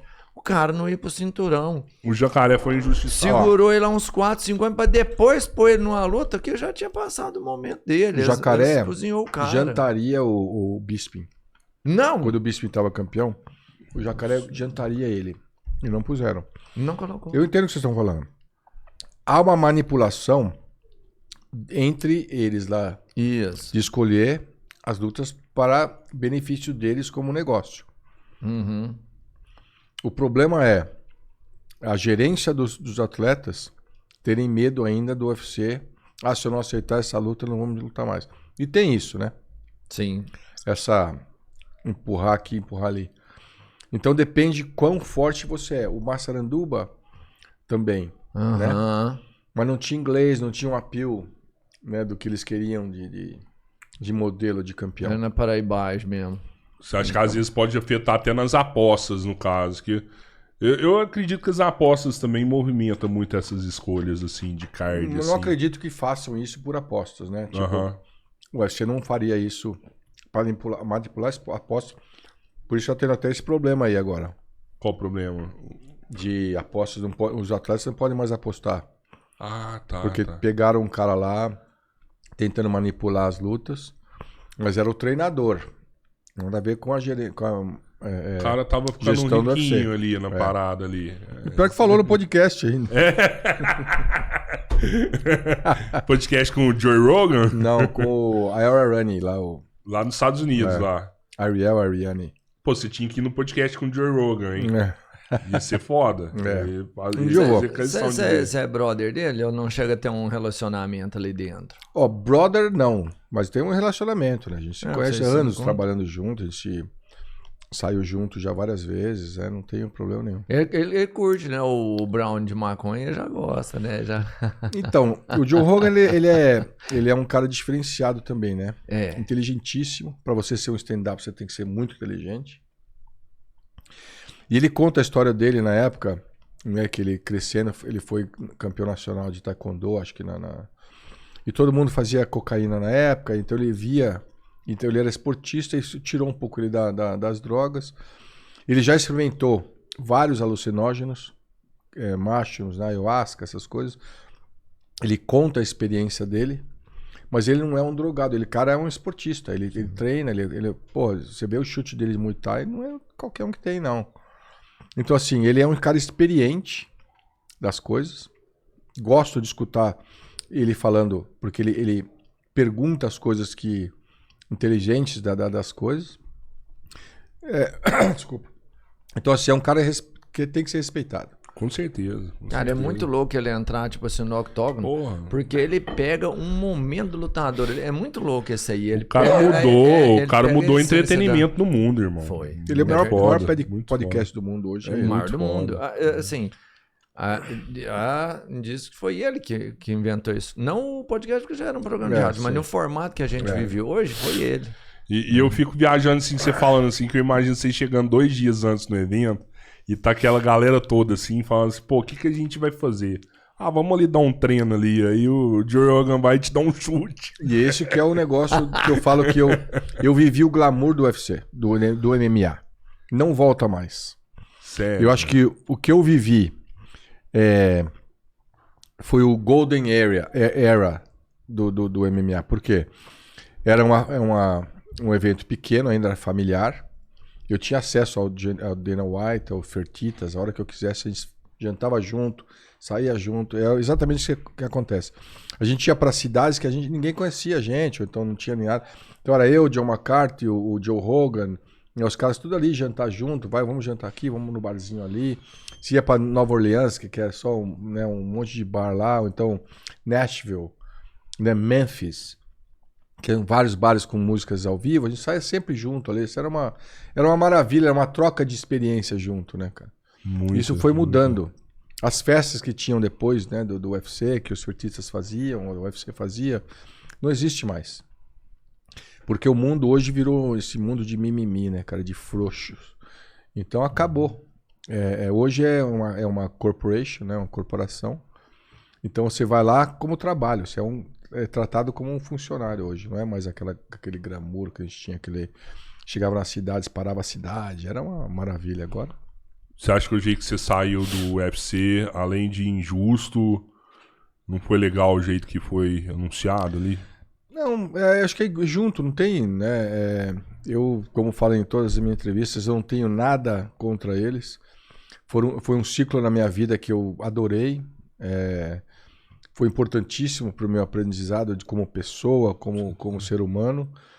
Eu conheci coisas que eu nunca ter conhecido por mim mesmo. Então, como é que eu vou reclamar? Eu fui o primeiro árbitro no México. O primeiro árbitro de MMA dentro do Madison Square Garden, que é um do maior, né, coisa. Então, meu nome está no videogame, eu estou no bonequinho, eu estou no cartão. Eu fiz uma história. E o que mais, né? Cara, você fez uma coisa onde, muito né, louca. Você tá no PlayStation, né, mano? Isso é Não, muito foda. Ele fez uma coisa muito louca, que ele não contou aí agora dos feitos dele. Aí ele fez uma novela interpretando ele mesmo. É mesmo? A novela mais assistida no último capítulo, ainda é o meu nome lá.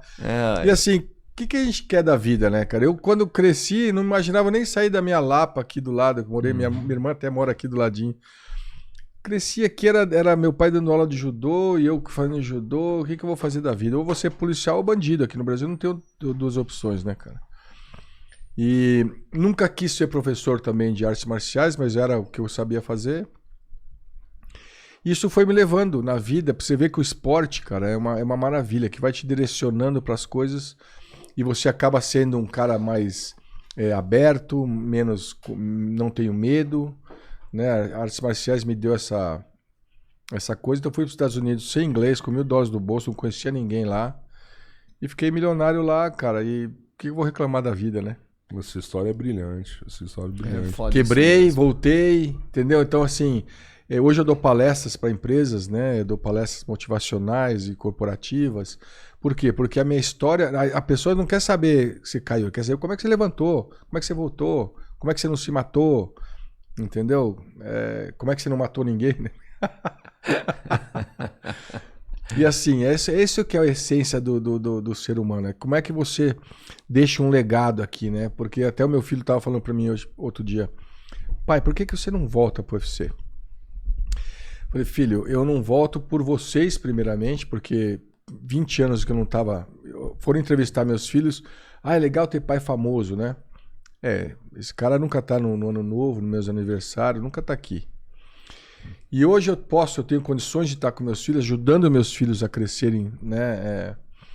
É difícil, porque um filho tá aqui, outra filha tá lá. E ele falou, pô, mas agora que eu posso viajar com você, seria legal, né, cara? E me deu aquela vontade até de... Porque eu tenho como voltar. Mas é um terreno que eu não sei se eu quero passar de novo, né, cara? Porque os haters, os naysayers vão falar, pô, você vai ter que fazer curso aqui, vai ter que fazer... Tudo bem, eu faço o curso lá, eu não tenho ego, o meu ego é bem... Por isso que eu cresci na vida. Tira de letra cara, isso aí. Sei fazer, foda-se, né? Não tenho medo de não passar. Mas essa é meio desgastante essa política de você ter que pedir bênção para um, bênção para outro. E, pô, eu tô com 58 anos, né, cara? Eu tenho minha vida... Não sei se eu quero. Ficar pagando pedágio é uma merda, né, cara? E toda a história que eu tive, né, cara? E as pessoas vão querer fazer justamente para isso, para provar que eles são mais fortes que eu. O UFC ainda vai... Você enxerga um UFC com proporção do boxe ou você acha que ele já tá no máximo do que ele não. Tem muito para crescer ainda. Tem muito para mudar, cara, porque o UFC não vai ser a dominância que é hoje, vai mudar um pouco, né? O PFL tá vindo aí forte com novas plataformas, né? Com os YouTubers, né? Até o Ngannou acho que vai para lá agora, o Jake Paul já está lá, e o Bellator crescendo. Então isso tudo, né? Os eventos pequenos começaram a pintar de novo. Então acho que a evolução do MMA ainda está... Certeza, tem muita coisa. Na sua infância. Falando dessa evolução, das mudanças, o que você me fala do Dana White, dessas últimas notícias dele aí? Você ficou sabendo? Então, ele foi azarado, né? Porque tinha um cara filmando, ele dando os tapas na mulher dele.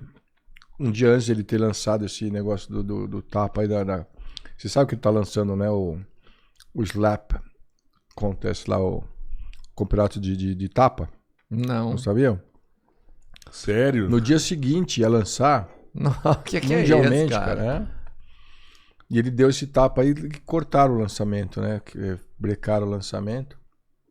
Mas é irônico, porque ele vai lançar um campeonato de tapa. Aí um dia antes dá o tapa na mulher dele lá. Será que ele tava treinando? Dando uma demonstração. Já deram campeonato até é assim, hein? Já deram até o cinturão pra ele. Puta campeão merda, lá. não fala isso. Mas na minha opinião, ele se fudeu. Né? Mas não vai acontecer nada com ele, porque o cara ainda Muito é o forte, poderoso, né? Mas é bom pra ele sentir um pouco na pele o que ele faz com as pessoas. Então, assim, não desejo nada de mal pra ele. O cara foi excelente pro esporte. Pro MMA ele foi uma chave importantíssima, porque todo mundo sabia que esse esporte é uma mina de ouro, todo mundo sabe. Só que o que tem de gente por trás não querendo que cresça era muito maior do que, né, gente querendo crescer. Então ele fica essa peitou um sistema, então. Ele peitou o sistema. Até na pandemia, cara, ele foi o primeiro esporte a voltar a ter público. Evento com público. E tem que ter culhão, né, cara? Tem que ter. Tem que ter umas bolas ali. Então, assim, ele tem o seu mérito, mas aí vai bater na mulher. Entendeu? Hoje, até ele me fala, ele vai ficar taxado pro resto da vida como o cara que bateu na mulher, né? Então, cada um tem a cruz que quer carregar, a cruz que merece, né? O cara tem uma puta de uma história e mas essa é a história, né? vacilo, É um dos caras que realmente mudou o cenário da arte marcial no mundo, E é lembrado que... Quer dizer, quem mudou isso foi os Gracie, né? Ah, sim, que criou o formato, né? Com certeza, porque assim, eu tenho a minha versão que quando eu cheguei nos Estados Unidos, não existia a diferença de artes marciais. Era Kung Fu, Karatê e Boxe. Então qualquer arte marcial que se fazia era Karatê. Você faz Karatê, você faz Karatê. Eu até pensei em pôr, quando eu abri a academia lá, pôr Karatê primeiro, porque senão não atraía ninguém. Jiu-Jitsu, ninguém sabia o que era Jiu-Jitsu. Cara? Ninguém sabia o que era Jiu-Jitsu. E aí foi quando eu tentei abrir a academia em 1989, 90. Não consegui porque eu não tinha inglês, então a gente era muito bruto, né, cara? Os caras vinham pra treinar e dava porrada nos caras porque não sabia falar, mas os caras não voltavam mais que apanharam. Casca grossa, school total. Daquele estilo brasileiro aí, né? Alisar pra quê? Aí bate. Aí tive que entregar jornal, ser garçom, limpar janela, cortar grama. E você vai aprendendo a ser homem. Os Estados Unidos te ensina a ser homem. Honesto. Porque aqui a gente é brasileiro, né? Eu também era brasileiro, isso aí era só jeitinho. Lá não tem como fazer o jeitinho, né? Se o você faz americano não jeitinho, aceita, né, cara? Aí eu fui moldando. Quando o UFC saiu em 93 na televisão, falei, puta, aí é a minha chance de abrir minha academia. Aí quando eu comecei, cara, eu falei, o que eu vou fazer, né? Vou marketing de jiu-jitsu ou de karatê? Mas aí o jiu-jitsu, todo mundo queria saber o que era esse jiu-jitsu brasileiro, o que era jiu-jitsu brasileiro. E aí, como eu queria não ter sotaque brasileiro mais, eu queria tirar meu sotaque, quando veio o UFC, era legal você falar, você ter sotaque brasileiro. Aí eu abri minha academia, eu pus uma bandeirona do Brasil caído lá e vinha nego me desafiar, era bombeiro, era policial, saía na porrada com os caras e comecei. Eu fiz 1000 panfletos no primeiro dia que eu abri, distribuí eu mesmo na rua, né, pus nos carros e tal. No dia que eu abri, vieram 4 pessoas do Flyers e 4 amigos meus. 8 neguinhos no primeiro dia de aula. Hoje eu tenho 15 academias aí, um monte de faixa preta. Mas O povo desafia ainda? Parou, né? Agora parou, agora respeita um pouquinho, né? Agora o pessoal olha na sua orelha um pouquinho, tá um pouquinho quebrado. Cara, Mas que loucura, né? Eles iam pra desafiar mesmo isso aí, né? Era igual no Brasil aqui no começo. Ah, sim. Aqui era pior, né? Porque assim, aqui o pessoal é folgado, é mal educado, né? Na maioria das vezes. Então, assim, era mais imposto, né? O cara chegava querendo quebrar a academia pra mostrar que eu sou o melhor. Pô, na época aqui, quem tinha uma rivalidade forte aqui com o jiu-jitsu era o Ruas, né? O Marco Ruas é que peitava a galera dos Gracie aqui, não era? Então, era o jiu-jitsu contra A luta livre. Luta livre. E aí que tá, né? Era um jiu-jitsu sem kimono na época já. Só que tinha aquela rivalidade. Aí quando começou o cross-training, nós fomos xingados até. O Rickson ligou pra mim. Falou, Creonte, você tá ensinando os gringos a bater na gente. Mas eu falei, cara, se a gente não aprender o que eles fazem, como é que a gente vai bloquear? Exato. E aí eu comecei, né? Eu fui um dos primeiros a ter cross-training. Depois veio o Pedro Rizzo, né? Que começou a treinar também com causa do judô. E aí começou. Hoje, se você não tiver o cross-training, você não é ninguém. Não vai. É essencial, né? E aí eles tentaram bloquear, né? Tentaram segurar até onde dava. Você conseguiu ver a evolução do MMA, do Vale Tudo? Porque, tipo assim, ó, quando surgiu que era o Vale Tudo, o jiu-jitsu é que dominou. Ele mostrou que ele era o superior. Ainda é, né? Depois você sabe quem que criou isso ou não? Ah. Quem que inventou a mudança? Quem que foi pondo nome na evolução do Vale Tudo? Não. O americano. O americano é excelente para organizar coisas, para fazer festa. Festa assim, né? Show, não é nem festa, eventos. Então começou o Vale Tudo. Eu não sei se na época vocês lembram que de Vale Tudo puseram o nome de No Holds Bar. Não me lembro. NHB, que era... Porque era até eu né, tinha uma marca que era NHB, eu fiz uns negócios. Por quê? Como é que a gente vai fazer isso ficar mais leve? Vale Tudo? Na televisão sangrenta, ninguém queria. Aí No Holds Bar. Aí No Holds Bar veio o Mixed Martial Arts. que era a mistura de artes marciais. Então eles foram fazendo, aí fizeram, né, o round, foram pondo regras para caber dentro do quadro de televisão. Para ser visto como esporte. Para ser visto como esporte. Né? Porque não era, né? Era Não meio era. brutal mesmo. Mas O cara pivotou total o negócio. Né? Mas eu ia te falar assim, teve o jiu-jitsu dominante, depois teve uma época que eu achei que os lutadores de wrestling, eles levavam mais. Eles acabavam ganhando mais. Sabe? É uma época ali do Don Era o ground and pound, que eles chamam de ground and pound. Por quê? Isso. Eles dominavam a pessoa no chão, se te segurava que nem um coelho ali e dava porrada. Aí eles começaram a ganhar. Depois, e aí que o brasileiro não queria aprender, que eu falei, agora se vocês não aprenderem, vocês vão tomar.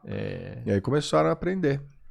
E foi a mesma coisa que aconteceu com a gente no judô, do jiu-jitsu, né? Que a gente era bom de judô, veio pro jiu-jitsu, ninguém fazia judô, agora todo mundo faz judô. Por quê? Porque se você não fizer, você vai apanhar. E em campeonato eu te derrubava 2 pontos. Derrubava 2 pontos. Vou ficar entrando na sua guarda pra quê? Não ficava eles ficavam com aquela bunda assim, vem pra guarda, vem pra guarda. Caralho. Levanta Sobe aí, bicho. Levanta. Entendeu? E era foda, porque o cara do judô, ele joga mesmo. Não, eu tenho mais medo do judô do que do jiu-jitsu. É bruto. Porque no jiu-jitsu dá tempo de você bater e tal, de você desistir. No judô não dá tempo, cara. É muito foda o judô.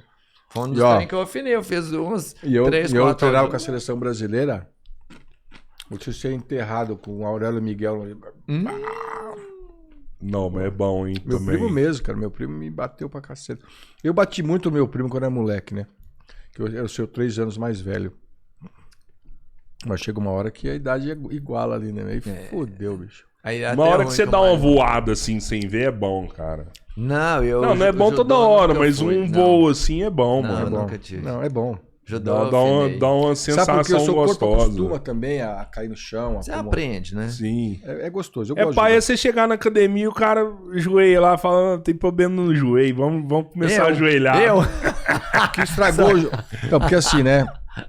Há uma controvérsia que o jiu-jitsu veio do judô, né? Porque o Conde Koma veio através do judô pra cá, não foi através do jiu-jitsu. Então as histórias que contam tem muita controvérsia. Mas no Japão Antigo, o judô tinha todas essas técnicas que a gente tem nome hoje, né?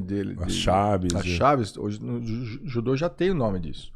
O Jigatame, né? O Kezagatame, tudo isso já tem nome. Mas como foi evoluído pelo um jiu-jitsu meio diferente, que o jiu-jitsu que veio para ensinar os Gracie, ou o que seja, era através do judô, através do jiu-jitsu mesmo tradicional, que foi virando, foi evoluindo para o jiu-jitsu brasileiro. Que teve uma mudança que era mais luta sem tempo, né? As técnicas iguais, mas falada de um modo diferente, né? Mas é assim, é tudo igual, é tudo da mesma farinha ali. Eu acho que cada um tem que vender o seu peixe, né? Claro, com certeza. Então eles fizeram certinho. Eu acho que os Gracies é uma família diferenciada em termos de marketing. Eles estão à frente do seu tempo. Desde a época, né, dos desafios e tudo, eles sempre foram à frente do tempo. Por isso que o nome ainda continua aí, inventaram essa... Nós temos o privilégio de ter visto a invenção de uma arte marcial, que é o MMA. Porque você vê lá o judô, tem o Jogoro Kano, não sei quem, tem não sei quem, que inventaram há 100 anos atrás, 300 anos atrás, 1000 anos atrás. Nós vimos o início de uma arte marcial nova, que hoje... Você quer ser lutador de MMA, você precisa saber Muay Thai, você precisa saber wrestling, você precisa saber jiu-jitsu, boxe. Então, assim, é um privilégio pra gente ter vivido nessa época. Mas é legal porque, assim, o fato de você ter o MMA como a luta dominante hoje, porque hoje um lutador de MMA, ele consegue, vamos pensar dentro do octógono ali, ele ganha de um lutador de jiu-jitsu. Né? Ele é mais completo. Sim, exato. Só que se você pega ele para lutar jiu-jitsu especificamente, o cara do jiu-jitsu dá um esfrega nele. Exato. Então, o fato do MMA abranger todas as outras não fez ela acabar com as outras. Não. Você tem o cara do precisa das outras. que é especialista no Taekwondo, lutando, e dentro do Taekwondo ele é especialista nisso. E ele acaba com um lutador de MMA lá no, né? Eu acho que foi legal isso aí. Por isso que agora os MMAs agora estão voltando para lutar boxe, que acabam no MMA, cara, vamos experimentar no boxe, que é uma outra arte diferente. Sim. E o boxe é bom também, né? Legal. E o Anderson Silva até perdeu agora do Jake Paul lá, entendeu? Essas são as coisas que você vai se testando. Mas hoje virou mais entretenimento. Perdeu pro meu então. Mas era óbvio, né? É o que você tá falando. É um lutador de boxe nato com um lutador de MMA. Agora vai pôr um Mayweather no MMA com o McGregor. Não vai dar, ele. E o Aldo com o Popó? Aldo com Popó. É o especialista contra o outro, né? O Aldo não quer ir, né? É uma luta interessante, mas assim... bom jogo, a experiência do Popó acho que conta ali também, né? Você viu o que ele fez com o Whindersson Nunes. Não, com o outro lá que lutou lá com... Essa eu não vi, não. É a última que eu vi. Bom. Mas ele fez uma luta depois mesmo. Foi nocauteou lá fácil ainda. O cara ainda conversou. E o cara é casca grossa, cara. O cara é casca grossa do MMA. Não deu nem... O Popó é muito bom, né, cara? Foi um dos melhores na época mundial, dele. O Aldo quer ir, mas quer ir no MMA, né? Aí não dá. Eu acho que talvez poderia ser interessante o Popó aí. Agora, né? O Whindersson Nunes falou, o Whindersson Nunes não, o Jake Paul. Ele assinou com a PFL exatamente isso. Eu vou fazer uma luta de boxe e depois de MMA. Ele tá desafiando assim. Legal, pô. É massa. Eu ponho meu na linha, na reta também, sem problema nenhum. Tem que pôr, cara. Eu acho ele tá fazendo uma reviravolta ali. Tá indo bem. Essas collabs são interessantes, né? Divulga pra caramba o esporte. Ele quer fazer com o Nate Diaz, né? Caramba, hein? Não, mano, eu já vou dar uma brecha pro Dano aqui agora. Porque é o seguinte, o cara vai lá, igual o Jack Paul, ele faz um boxe, depois ele faz um MMA. Se cada um ganhar uma, aí afinal o desempate eles faz de tapa na cara. Olha aí, é verdade. Tapa na cara do MMA. Quem que vai destacar ali, hein, mano? Brock Lesnar? Nossa. Dá sorte, ali dá pra enfrentar, hein? Tomar um na cara ali, hein? Cara, Você viu? Eu não sei, tá na internet tá um cara aí que tá tomando um tapa na cara, que a cara dele fica desse tamanho, cara. Essa eu não vi ainda, não. Fica a marca do cara, né? Acho que é brincadeira, né? Bicho, mas outra... Cara, mas isso aí é igual o que você ali, cara, é bem no... Mas será que o tapa é pior do que o murro, assim? Não é, né? É força e velocidade. Ele mexe com a sua moral. Né? O tapa mexe com a sua moral. Porque ele estala, ele é alto, né? Ele é barulhento. Não faz o mesmo damage, né? Que faz um soco. Porque assim, ó, você tá dando, ele não é tão forte que você dá um que a sua cabeça vai ficar... Mas é isso que eu ia te falar, mano. Eu conheço uns caras que eles têm a mão assim, ó, dura. Né? Não, mas a minha ainda é lisa. Eu sei de uns caras que tem a mão dura, assim, que é mais duro que esse osso daqui, ó. E aí você imagina, esse osso aqui já quebra o cara. Imagina a mão inteira com a mesma, né, do osso aqui e o negócio pegando. Olha aí, olha lá, ó. Isso aí foi um tapa, mano. Olha aí, irmão. Desconfigura o cara. Não, ele ainda ganhou ainda. Não, isso aí é um meme, né? Isso é um meme, né? É o meme. Caralho, você ganhou, imagina o outro, né, velho? Como é que o outro ficou? Eu vi um desse aí de não, mano. Vocês viram de né? Caraca, velho. É sinistro, né? Pode contar que o cara foi e te deu um tapa, você parou de lutar. O quê? Você tava contando da mão grossa do cara lá. Mas você já tiver a experiência de dormir ou não? De estrangulamento? Não. Eu nunca paguei, não. É gostoso, hein? Você não vê, pô. Hã? Você não vê. Não, mas é que você sente, quando você né? apaga, O negócio é você... Eu era bom, assim, de pescoço. Eu já saí de uns estrangulamentos bem foda, assim, mas nunca paguei. A cabeleira falava que não batia com estrangulamento. Mas Quem fala, né? Não. Lógico que não. Jamais. Mas a articulação me pegava mais, assim. Eu acho que os Zermilock eu sentia uma semana, Mas duas semanas. Aí são técnicas, né? Porque eu falo, a articulação, você pode soltar um pouquinho e voltar, pode soltar um pouquinho e voltar. Agora, o estrangulamento não. O estrangulamento você tem que ficar... Firme, porque até apagar. Você vai apagar. Até apagar. Né? Quer ver, ó? Isso aí é um Eu dou curso? aula, eu dou curso para os militares lá nos Estados Unidos, né? Aí eles queriam ter eles queriam ter o centro. Como é que eu faço para dormir? Aí eu falei, bom, vem aqui que eu faço. Você vê que ele tenta bater. Ó, já foi, ó. É isso aí que eu queria que o Negão fizesse comigo, pô, que é dia. Mas olha como é rápido, como é fácil, né? Aí eu deixo aí. E se o cara não volta? Mas não tem como. Ele volta. Volta, não tem como. Não Mas você existe. fica. Mas Meu medo é o cara não voltar. Não sei se eu fico segurando. Se eu ficar segurando é Não, uma coisa, sim, né? sim. Mas essas coisas que você vê em filme aí que o cara pega lá e... Não existe. Isso é difícil pra caceta. Mas o estrangulamento ele não dá uma sequela final, não. Se eu ficar segurando. Eu falo assim, que Porque você viu ali, ó, o meu foi 5 segundos, porque não é nem respiração, é o sangue que para de seu cérebro. O seu cérebro você apaga porque ele não quer mais que você se E machuque. Ali você sentiu, sem ver, você sentiu que o cara apagou. Claro, né? Amolece já era. Tô vendo alguém apagar aí hoje. Mas você sabe que o mata-leão, quando você pega aqui por cima, ele é mais eficiente do que aqui. Já viu isso aí? Do quê? Quando você pega aqui, ó, por cima aqui da cabeça do cara. Não, isso é besteira. Ele é mais eficiente isso é besteira. Isso é besteira. É, o Milton Leão falou, hein? Quem é Coral. Leão? Ah, não. Porque assim, né, ó. Mas é cada um tem sua, dele, cada um tem sua técnica. Exatamente. Né? Agora, normalmente, quando você pega, começa a pegar aqui, qual é a sua defesa? A minha defesa é aqui. Guardar Se eu o tô te passando queixo. aqui, eu tô defendendo. Uhum. O que o negócio eu quero levantar e você apertar aqui, ó. A questão dele falou que, tipo assim, na velocidade. Que a hora que você pega aqui, é uma coisa cara mais bate mais instantânea. rápido, O cara, né, pegou, forçou, pá, em cima, o cara já... Eu achei que funcionou Mas bem. eu concordo com isso, cada um tem sua técnica, né? Cada um tem sua Ele técnica. fez em mim, eu achei que funcionou bem. Eu falei, não, funciona bem. Funciona...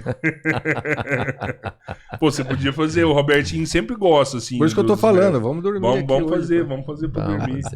Você consegue fazer um cara maior que você? Apagar um cara maior Claro. que você? Ele contou, não lembra do boate? Eu não acredito. Foi segurança de boate. Tá? Você vê aqui, ó, mineiro é veiaco, né? acredito. Truco! Ele pegou o quarterback lá, lembra do futebol americano? Ninguém viu, né? Eu quero ver ao vivo. Bob Sapp, quem sabe Bob faz ao vivo. Quem sabe faz ao vivo. Pega os titi, mano, aí não mostra Ó, já nada. quebrei muito dedo de nego assim também. Nessa aqui, eu Aqui? gostava de brincar disso aí, eu não faço mais de jeito nenhum. Isso é perigoso. Porque é assim, né? Só mão grande aí. Chave de dedo, Olha o dedão dele. Ah. Pegar meu dedo aqui e arrebenta. Vai torcendo devagar. Assim? Tá vendo? Não, você vai quebrar meu dedo. então. Você vai quebrar meu dedo. Eu questão brincava de ter muito disso, pegada. não dá não, hoje eu não brinco E mais. aí, se um for, leva E às o vezes do você outro. tá segurando, vai quebrar o seu dedo, porque segura se você não tá acostumado. Puf. Cara, e aliança? Já viu falar de aliança no treino? Não pode, né? A gente não pode. Pra você ver, ó. Eu não uso mais aliança porque meu dedo quebrou 2 vezes, igual o tamanho da junta. Cara. Eu tô fazendo uma aliança nova agora que ela vai encaixar em vez de ela.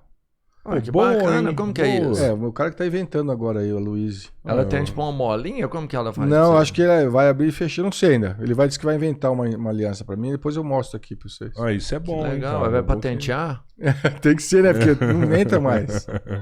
Ô, Mário, lá nos Estados Unidos você tem arma lá? Você gosta dessa ideia, adoro. assim? Amo. Eu acho que todo mundo tem que ter arma. Eu te perguntei que uma vez eu vi um vídeo do Royce e ele tem as filhas. O Royce, ele foi policial, a né? filha. Ele tem uma carteira de policial. Eu fui até agora no Rio de Janeiro, eu dei uns tiros no Rio de Janeiro lá com meu amigo Niemeyer. E eu acho que o desarmamento deixa o povo fraco, né? Frágil. Então, porque aqui o bandidagem tem arma, só que não é registrada. Então. A sua pelo menos é registrada. Essa coisa de desarmamento é balela. Essa é uma comprovação, assim, um estudo, na verdade, do final do ano, que prova que, tipo assim, 406 armas foram colocadas por dia a mais e o índice de homicídio de arma e tal, diminuiu 20%. Então, 20%. Aumentou não sei quanto a mais de arma e diminuiu 20%. Eu levo meus filhos pra tirar.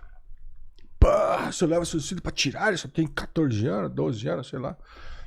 Cara, pelo menos ele sabe manusear. Que hora que ele vai na sua casa, que eu não sei, na casa de amigo dele que tem, o pai às vezes tem arma, deixa na gaveta, ele pega a arma, ele sabe o que fazer, ele não vai mexer, ele não vai apontar pra ninguém. Entendeu? Meu filho sabe, ele é educado pra isso. Quando o menino não sabe, fica maravilhado lá, pega a hora que vai acontecer o acidente. Começa Pra Você pode ele- ver. Menino que não mexe com arma, a primeira coisa que ele faz, ele aponta pra você. Uhum. Não tem jeito. E o primeiro ensinamento, quando você pega qualquer arma, meu filho estivesse aqui, dá uma arma pra ele na hora.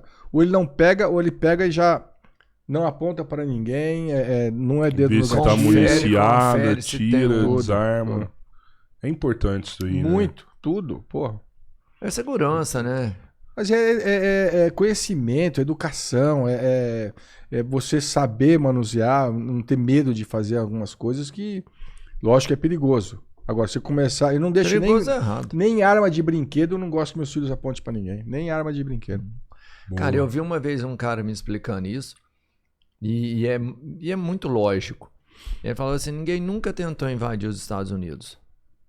E os Estados Unidos não necessariamente precisaria de um exército. Porque tenta entrar nos Estados Unidos, a população é armada. Tenta entrar na casa de alguém. Não, né? você entendeu? Exato. Tenta, solta um exército pra ele ir passando pela rua do povo americano.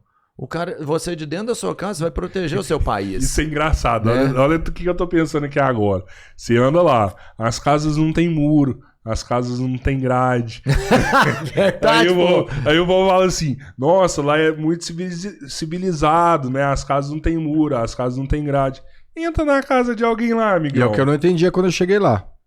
Você vai lá nas casas, tem bicicleta pra fora, bola. Aqui no Brasil você tem bicicleta pra fora, bola. Já Cara, era. já era. Você perde celular, você perde carteira lá, eles acham. Eu não perdi agora, em Nova York, perdi todos os meus documentos. Passaporte, tudo, tava numa carteira só, esqueci no táxi. Eu tinha acabado de discutir com o cara do táxi ainda, que ele quer cobrar mais, eu não quis pagar. Falei, fudeu, né? O cara vai jogar minha carteira no lixo. Só que a mulher que entrou depois do táxi, achou minha carteira, guardou, não deu pra ele. Falou, ó, não dei pro táxi que eu queria ter certeza que ia voltar pra você. E tá me procurando na internet, me achou, mandou um recado. Cara, mandei uma orquídea pra ela lá. Falei, cara, obrigado, você não fez meu dia. Porque a dor de cabeça de você fazer um documento de novo, bicho. É o Trump, né? O E lá, desgaste de arrumar tudo. as pessoas, tipo, você deixa o celular, você vai achar o celular. Aonde Dificilmente não acha. Você que vive aqui e vive lá, você sente essa mudança quando você vem de um lugar para outro? Drástica. Até para empreender também, para ter um negócio igual Então, você tem lá nos Estados Unidos? Eu tentei, quando eu voltei aqui em 2011, eu tentei empreender. Tive sucata, tive box no Ceasa, tive coisa de noivas. Aqui você tem que ser... Pô, você dá pula, hein, Mário? Ah, porra. Tá louco. Você acha que eu cheguei aqui até dando aqui, né? E assim, ou aqui você vira bandido, né, mafioso. Bandido que eu digo não é só o bandido que rouba, né? O bandido mafioso também, que eu tenho que... De um sistema, né? De um sistema. Ou você aprende, ou você perde, porque na sucata, por exemplo, puta de um negócio que dá lucro do caceta. Mas só tem bandido, cara. Só tem gente que quer te enganar. Você vende pro cara, o cara não te Não paga, te dá um ele cheque vende sem pra outro fundo. e não continua não te pagando. É uma coisa assim de Se louco, fosse de esse louco. negócio lá nos Estados Unidos, prosperava pra caralho. Eu tava já bilionário, não milionário. Só que assim, aqui se eu tivesse matado uns dois, eu tinha ficado respeitado. Então eu falei, porra, Sim. Não é isso, né? não é isso que eu quero. Acabei perdendo e voltei para os Estados Unidos. Aí voltei de Na novo. parada de noiva, a mesma coisa também. Noiva não. Noiva foi que era um mercado bem promissor. Só que o cara falou que fazia, não fazia. Quando eu fui questionar porque ele investia, porque era o que ele fazia de número. Quando eu entrei com os números, não tinha. Então acabamos não fazendo o negócio, mas era um negócio ótimo também. Mas também teve uma Feiras de malandragemzinha. noiva, Né? Eu O sempre cara falo não que compra o que ele falava que fazia 8 eventos por ano de eventos de noiva, não fazia, né? E o número que fazia também não era o verdadeiro. Que é outra coisa que acontece aqui demais, né? Os caras acabam maquiando os números pra Papel aceita tudo. americanas aí, ó. Não, eu ia falar isso, mas nas grandes Exatamente, empresas não, né? E é tudo, né, cara? Eu fui coordenador de esporte do estado de São Paulo aqui, em 2016, na Olimpíada. Pô, você carregou a tocha, né? Carreguei a tocha, É bacana, né? Você Rapaz, guardou a tá tocha? sabendo, hein, mano? Tá? Você guardou? Porque Lógico, você tá lá compra no- ela, na verdade, né? Tá lá no meu quarto lá. Tem que comprar, né, cara? Pensa, Não é tem uma como. taça, né? O meu velho, pai aquilo. também, né, fez, o meu primo carregou, conduziu também. Pô, vocês pegaram, Família, monopolizou a tocha lá na sua região. Mas os dois foram pra Olimpíada, né, cara? Meu Sim, tio não, também, merecia né? demais, é verdade. Eu acho que eu não merecia ter conduzido, eles sim, né? Porque eu não fui pra Olimpíada, eu sempre quis ir, mas por causa do meu nome me puseram lá, mas eles mereciam, né? Eles foram pra lá. Mas independendo assim... Mas foi uma experiência pra mim, assim, puta. E Você chorou? Você chorou? Não chorei, mas, porra, meu sonho emociona até hoje, né? Porque é um fato, é um evento da minha vida que nunca mais vai acontecer. Sim. Quando vai ter Olimpíada aqui no Brasil de novo, né? Difícil. Então, assim, são coisas que você vai marcando na sua vida que... Para caceta. E nessa federação de atletas aí que você tomou frente, também você sentiu Não, mas foi um jeitinho brasileiro dentro a dela. Secretaria de Esporte. Eu que fazia todos os esportes do interior, né? Todos esses jogos abertos, jogos do interior, eu que... Os campeonatos, Tudo. O Jori. Só que eu tinha um orçamento de 222 milhões de reais do ano para fazer esporte. E é travado, cara, você fazer. É difícil. É muito complicado. A política, que eu ia entrar na política, eu ia ser candidato. Mas quando eu comecei a entrar, eu falei, isso não é para mim. Deixa eu Mas trabalhar você aqui fala, na é muito América, burocrático, você fala, para conseguir, mano. Mesmo tendo recurso, porque 280 milhões é um bom recurso ou não? Não é? Então, Pro só que Estado aí você tem, né? Vamos supor, os jogos abertos. Custa 15 milhões para fazer, vamos por um número. Só que para você fazer a licitação disso, é uma roubalheira, não é roubalheira, né? Cá, né? É um tentando fazer aqui do outro ali, e aí quando você começa a ver, tudo meio arranjado, aí você quer cortar e já te cortam. É tipo judô. Eu conheço o judô desde que eu nasci, e eu sabia que a federação ganha o dinheiro lá do judô. Eu conheço todas as outras entidades que recebiam dinheiro. Aí eu fui em uma, né? Fui lá e perguntei, o que vem? Não vem. E eu sei que o cara faz uma coisa legal, faz um trabalho legal para molecada, e eu comecei a manipular para a federação não pegar o dinheiro sozinha. Cara, o que começou a me dar de problema, porque eu tirava daqui para dar para cá, né? E só que aí dá um problemaço, cara, politicamente e coisa. Aí começaram a me estacionar ali. Eu fiquei quase um ano sem poder fazer nada. Não assinava mais nada, não fazia mais nada. Nossa. A academia lá nos Estados Unidos também é bem melhor do que aqui, né? Então, Antes disso, não né? só academia, né? Qualquer tipo A de valorização negócio. do profissional também, né? Você lá corta grama, você tem condições de ter um carro, uma casa, seguro de saúde, viajar, comer fora, comprar roupa. Você tem uma vida digna. Se você é cortador de grama, pintor, carpinteiro, médico, né? Que seja, você tem uma vida excelente lá. Mário, você falou do seu pai merecer, né? Sua família, enfim, né? Como atleta olímpico, carregar tocha é indiscutível. Mas, cara, o que seu nome fez pro esporte também, sabe? Isso tem um valor. Sim. Né? A família Yamazaki hoje, apesar de toda a importância que teve, você virou a maior referência desse nome hoje. Né? Mostrar pro mundo que existe outra possibilidade do esporte, de viver do esporte. Não é só lutando que você vive de esporte, né? Às vezes estudando, né? Entendendo um processo, ensinando, brigando recurso para um lugar ou para outro. É um trabalho que você fez, mano. Sim. 20 anos aí vivendo do esporte. Acho que foi justo. Por isso que eu não posso reclamar. Eu acho que tudo que eu faço é para melhoria de tudo, né? Não só o meu. E é uma coisa que eu aprendi também nos Estados Unidos, né? Que você ter desejo é excelente. Mas eu tenho desejo de ter esse Mário. Mas eu não quero pegar esse Mário e levar. Eu quero ter dinheiro e condição de comprar o meu Mário. Eu tenho orgulho que você tem esse Mário aqui. Mas eu não tenho... Aqui as pessoas têm inveja. Isso. O desejo das pessoas aqui são misturados com inveja. Então ele começa a ter... por que ele tem esse Mário ali? Pô, o que ele tá fazendo? Que merda. Ele quer ver você cair para poder falar. Então lá, o americano ele quer te empurrar para cima, ele quer te ajudar. Então eu trabalhei para as pessoas Eu sempre fui o melhor funcionário para as pessoas. Mesmo que eu não estava ganhando. Porque às vezes você fala, pô, você não está pagando bastante para eu fazer isso. Eu faço o meu melhor em tudo que eu faço. Tô aqui. De graça, eu pagando minhas coisas. Eu não tenho isso. Eu quero fazer o melhor. Quando eu faço o melhor. Eu não tô aqui mentindo, eu não tô aqui falando nada de inventando as minhas coisas para querer crescer. Eu falo o que é real. Às vezes é bom para mim, às vezes é ruim para mim. Mas eu aprendi até com o dono da Bad Boy, cara, mundial, o Robin.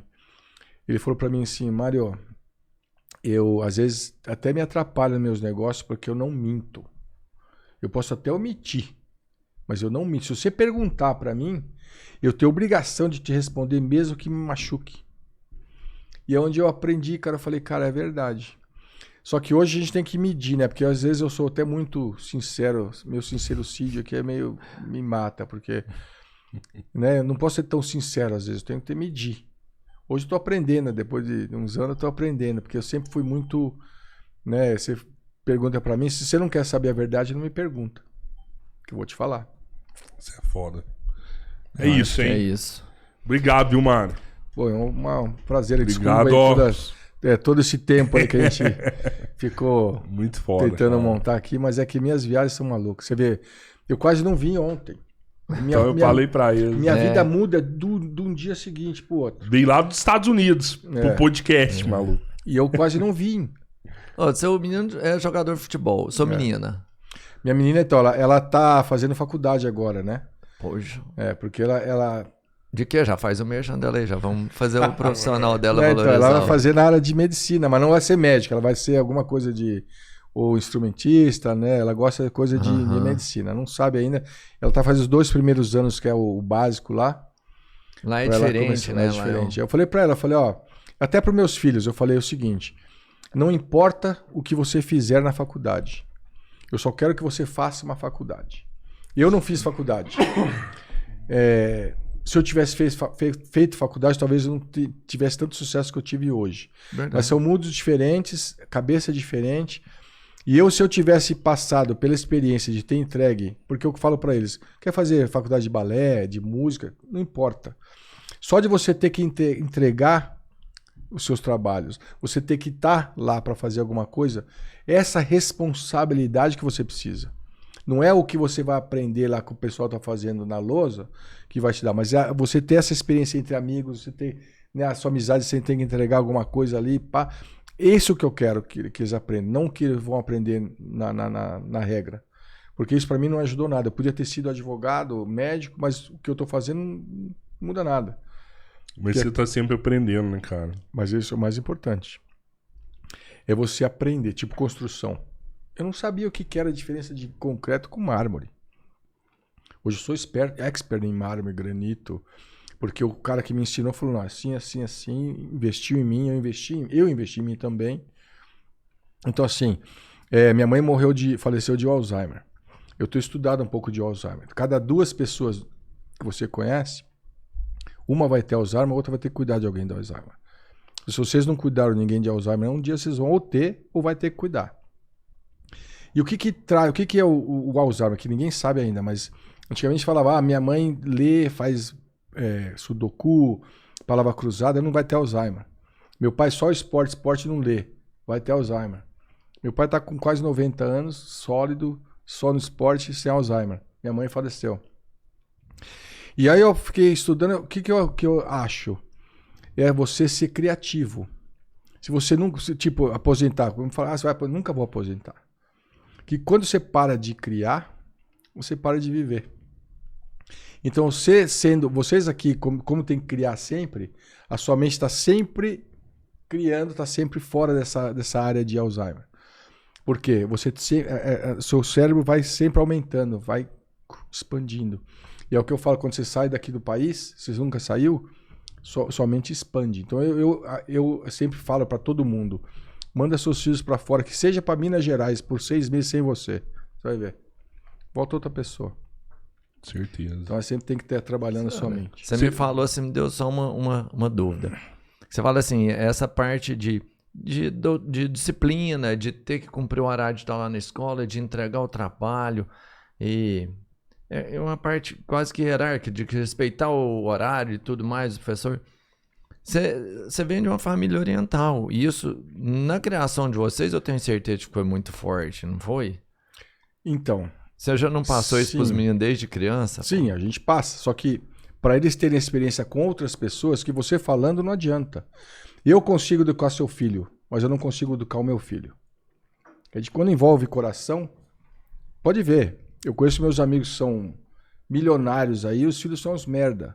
Porque tem tudo, não precisa de nada. Agora, os caras que precisam... não, né, mano? Exatamente. Então, assim, eu consigo educar o seu filho 100%, mas os meus ficam uma merda. É foda Você mesmo. tá fazendo um bom trabalho, eu tenho certeza. Exatamente. Vamos falar dos nossos parceiros aí, Vamos Pedro? lá. Gente, já se inscreve no canal, segue a gente, no canal principal, no de cortes é o Cortes Podcast 3 Irmãos, e vai lá no Lixeira que também tá hypado. Esse aí, hypado é um termo bacana, né? Tá bom. Tá dando muito certo. Segue você o Mário falou, também, né? Como é que é a sua rede social aí? Você tem um Instagram, né? Já bem volumoso. Então, eu parei até de mexer um pouco com a minha rede social, que eu fiquei meio desgostoso, né? Depois que cortaram o meu Facebook. Aí Por você que não pode cortou, falar isso. mano? Acho que é por causa de política, né? Que eu sou Pode- não pró Bolsonaro, tá? Essa Sim. merda de política também, eu já tô cansado. Mas assim, eu não queria que voltasse o que já Sim. foi. E os números, eu discutindo até com a molecada hoje, cara, eles não sabem de números. Não sabe. Eles falam só assim, eles falam um monte de merda. Tudo bem, falam um monte de merda. Mas olha os números do país. O crescimento de porcentagem do PIB, de tudo. As pessoas não sabem ver isso. Ah, mas ele fake, mano. ele comprou 75 milhões, não sei o que, de casa, sei lá que foi das casas. Mas faz 30 anos que estão fazendo isso. Né? Não tem nada a ver com o governo. Ah, mas ele fez, tá errado. Ou então, a carta lá que abriram agora, lá, os 100 anos, não sei o Mas quê. você viu isso aí, Cartão Corporativo. Porra, meu. Ah, o dele 36 mil. O anterior, que é o bom, 60 Mas você vai discutir milhões, com esse... né? Aí que tá, não metade. tem mais discussão. Não Então dá. eu cansei, o Brasil tá na merda, né? Desculpa falar, mas vocês estão fodidos aqui por uns anos. Eu acredito. Sinto Fala muito, isso, mas fala não. isso. Eu acredito. Bem agora que Americanas deu ruim, você falando isso é foda. Mas, cara, é triste, É. né? Porque o país precisa de um respiro, de poder crescer, porque o país tem tanta... Pra gente manter o mundo, maluco. Exato. A gente manter o mundo. Isso aqui tem um potencial do caralho. Mas o Só problema que aí você é põe um que- presidente que fala que o Ah, empresário é rico porque quem trabalhou foi o trabalhador. O empresário não fez nada. O empresário não o fez ministro nada. das Finanças fala que você não pode comprar De quem não apoia. Porra, meu. É difícil, é difícil. Faz o coração. O amor venceu. O amor venceu. O amor venceu. Mano, você é a prova disso. Será que quando eles falam assim, o amor venceu? Eu era pensando no Mário, né? O Mário amor Yamazaki. venceu. o amor Tomara que não, venceu, porque eu não né? quero estar envolvido com essa merda aí. Mas então agora você não tem nem Instagram, não tem mais nada. Não vou Eu tenho falar Instagram, também, né? não, O porra. Yamazaki MMA continua. O que eu não estou fazendo mais é querer crescer o meu, porque Entendi. a primeira vez que eu tentei viver da minha imagem foi onde eu tomei o maior tombo da minha vida. Eu falei, graças a Deus, Tô porque fora. eu ia estar até hoje que nesses artistas aí que não tem nada, que fica vivendo no passado. limbo. Não, porque assim, se eu quiser ir nas melhores festas aqui, todo mundo vai pensar que eu sou milionário. Só que eu não pago um tostão pra estar lá. Às vezes até me pagam pra eu estar lá. Então esse mundo virtual, esquece, bicho. O negócio é trabalhar, fazer dinheiro e pronto, tá feliz. Não falar mal de ninguém, ó. Bora lá. Galera, entra lá no nosso site www.futuristicgames.com.br. A gente entrega em todo o Brasil com frete grátis a partir de R$80. Vale a pena dar uma conferida lá. Badião, a melhor rede de supermercados da região, são várias empresas administradas por as famílias. Se você conhece, pode confiar, você vai receber o melhor. Uberlândia Refresco, 46 anos na distribuição de bebidas na região. Os caras são franquia da Coca, distribuição de água, suco energético, refrigerante. Um abraço para Uberlândia Refresco. Ô Mário, você que tá já há muito tempo nessa parte de construção civil também, você vê muita diferença da construção civil aqui no Brasil da lá dos Estados Unidos? Dá para melhorar? Gigantesca. Sério? Gigantesca. Dá para melhorar a nossa construção Muito, civil? muito. Só que assim, né? Eu também tenho estudado isso. Parece lá... que deu tão empolgado a hora que eu te perguntei. Porra, mas é o que eu faço, né, cara? E eu sempre perguntei, por que aqui tem que fazer tudo alvenaria? Pra você fazer um encanamento aqui, cara. Pra você arrumar, não é fazer, você arrumar o encanamento, você tem que destruir sua parede. Lá você faz um cortinho no drywall, lá você abre, troca, fecha, pinta de novo. Ótimo. Lá é tudo drywall, tudo. Maioria, né? Tudo. Não tem como não Então, lá- ser. E lá sai parece mais que barato pro drywall mesmo? Do que a alvenaria, sai mais barato e mais limpo, mais rápido. Por que a gente não faz essa porra aqui, as casas aqui Porque desse jeito? se começa a pegar fogo aqui, o bombeiro demora quanto tempo pra chegar? Há uns 3 horas? 2 horas? 40 minutos. Lá em Entendi. Uberlândia, porque São Paulo aqui é 2 horas pra chegar. E já acabou. Entendi. Foi tudo pra fumaça. É por esse motivo. Não, então, esse é o motivo que eu faço de brincadeira. Aham. Mas o motivo é cultural. Porque nós aprendemos a construir com quem? Com português e espanhol. E como é que constrói lá? Entendi. Ah, mas eu acho que a gente tem que estar aberto pra esse tipo Não, mas de o Justo tecnologia. está falando direto com essas coisas de metal, né? Estruturas de metal. Talvez no começo está um pouquinho mais certo, porque não tem muita demanda, mas é o que tem que fazer. Você vai hoje em prédios de escritório, tudo é estrutura de metal. Verdade. O drywall. Você vai em casa de apartamento hoje, drywall. Né? Então por que ainda a gente está com essa resistência? Porque o pessoal fala, se eu der um murro na parede, eu vou atravessar a parede. Mentira. Vai danificar a parede? Sim. Atravessar, não. O barulho, eu escuto mais barulho com a alvenaria do que com drywall, porque tem lá os seus dá pra você isolar, dá pra fazer um monte de coisa. Pode isolar, e temperatura, questão de temperatura. Exatamente, você isola, tanta temperatura como também. som. E outra coisa, aqui, você vai abrir essa parede aqui, onde está o cabo de eletricidade dessa parede aí? Onde está indo? Sei aqui? lá. Você vai ter que começar a quebrar para ver. Lá não, lá tem padrão. E tanto do chão para cá, as caixinhas. Aí depois, entre caixinha e outra, tem 16 polegadas do stud, que é essa madeira ou a coisa. Tem uma distância. Aí você tem uma máquina também que acha toda... É outro sistema. Telhado também é diferente. Telhado também é diferente. E, Shingles, e, né? Shingles. E as esquadrias também é diferente. Esquadrias de A porta, metálica. janelas, coisas São assim. padrões. Aí dos padrões você tem o custom made, né? Que se você quiser fazer uma coisa diferente, você tem um cara que faz. Mas, tipo, a janela tem as dimensões. A pia lá, né? Ela vai de 31 polegadas, 37 polegadas, 62 polegadas. Por quê? Porque são padrões que você pode comprar barato que você vai fazendo em massa. Agora, se você quiser uma de 31 e você tiver uma de 40, talvez não tenha, você tem que fazer. Vai fazer. Aí já é casa de alto padrão, no caso. Que mudou. A de alto padrão também vai no drywall lá também. É tudo drywall, Tudo né? drywall. Foda. É massa. Bem foda. Fala aí, Termolar Robertinho. parceiro internacional, referência em produtos térmicos. Pode ser a caixa térmica, o copo da moda ou uma garrafa de café. Mas se você precisa de produtos que durem mais, use Termolar, porque tudo que é bom dura mais. WN Telecom é muito mais conexão. Essa empresa já ganhou prêmios diversos, não só por ser a melhor internet, mas também é mais rápida. Uma empresa de pessoas para atender pessoas. WN Telecom. É isso? Podcast Fechou? 3 Irmãos. Só aproveitar aqui mais uma aqui, Pedrão. Tem que aproveitar que o Mar tá aqui. Você acha que tem muita gente que ainda não foi descoberta, que poderia estar no UFC, estaria arrebentando lá dentro do UFC? Ou você acha que os melhores estão lá dentro? Não, tá cheio ainda fora, porque a oportunidade que o brasileiro tem de sair é difícil, né? Aqui tá cheio de casca grossa. E até os matchmakers do UFC me falaram uma vez, falaram, ó, se eu puser todos os brasileiros que são bons pra estar no UFC, os cinturões seriam tudo brasileiro. Isso aí eu sabia. Agora os seus russos agora estão vindo comendo o nosso Bem rabo, forte, né? né? Mas os caras são duros. Mas é seguro pra não ter essa hegemonia de um país só lá dentro, eu tenho certeza disso. Que um dos jogos que eles trabalham lá é tipo assim... É o que pra a não gente ficar falou tudo dos aqui- casais da luta, né? de Que casal não luta. é justo, foi o que a gente estava falando lá do Massaranduba, né? Do Jacaré. Cara, os dois deviam ter sido campeão. Não tinha como. Cara, foi foda pra caralho. É questão de casar. Galera, Pô, obrigado. valeu, Fui. Marão, Valeu, obrigado. Mário. Show. Tá pronto? Vamos pra luta. Aí, ué.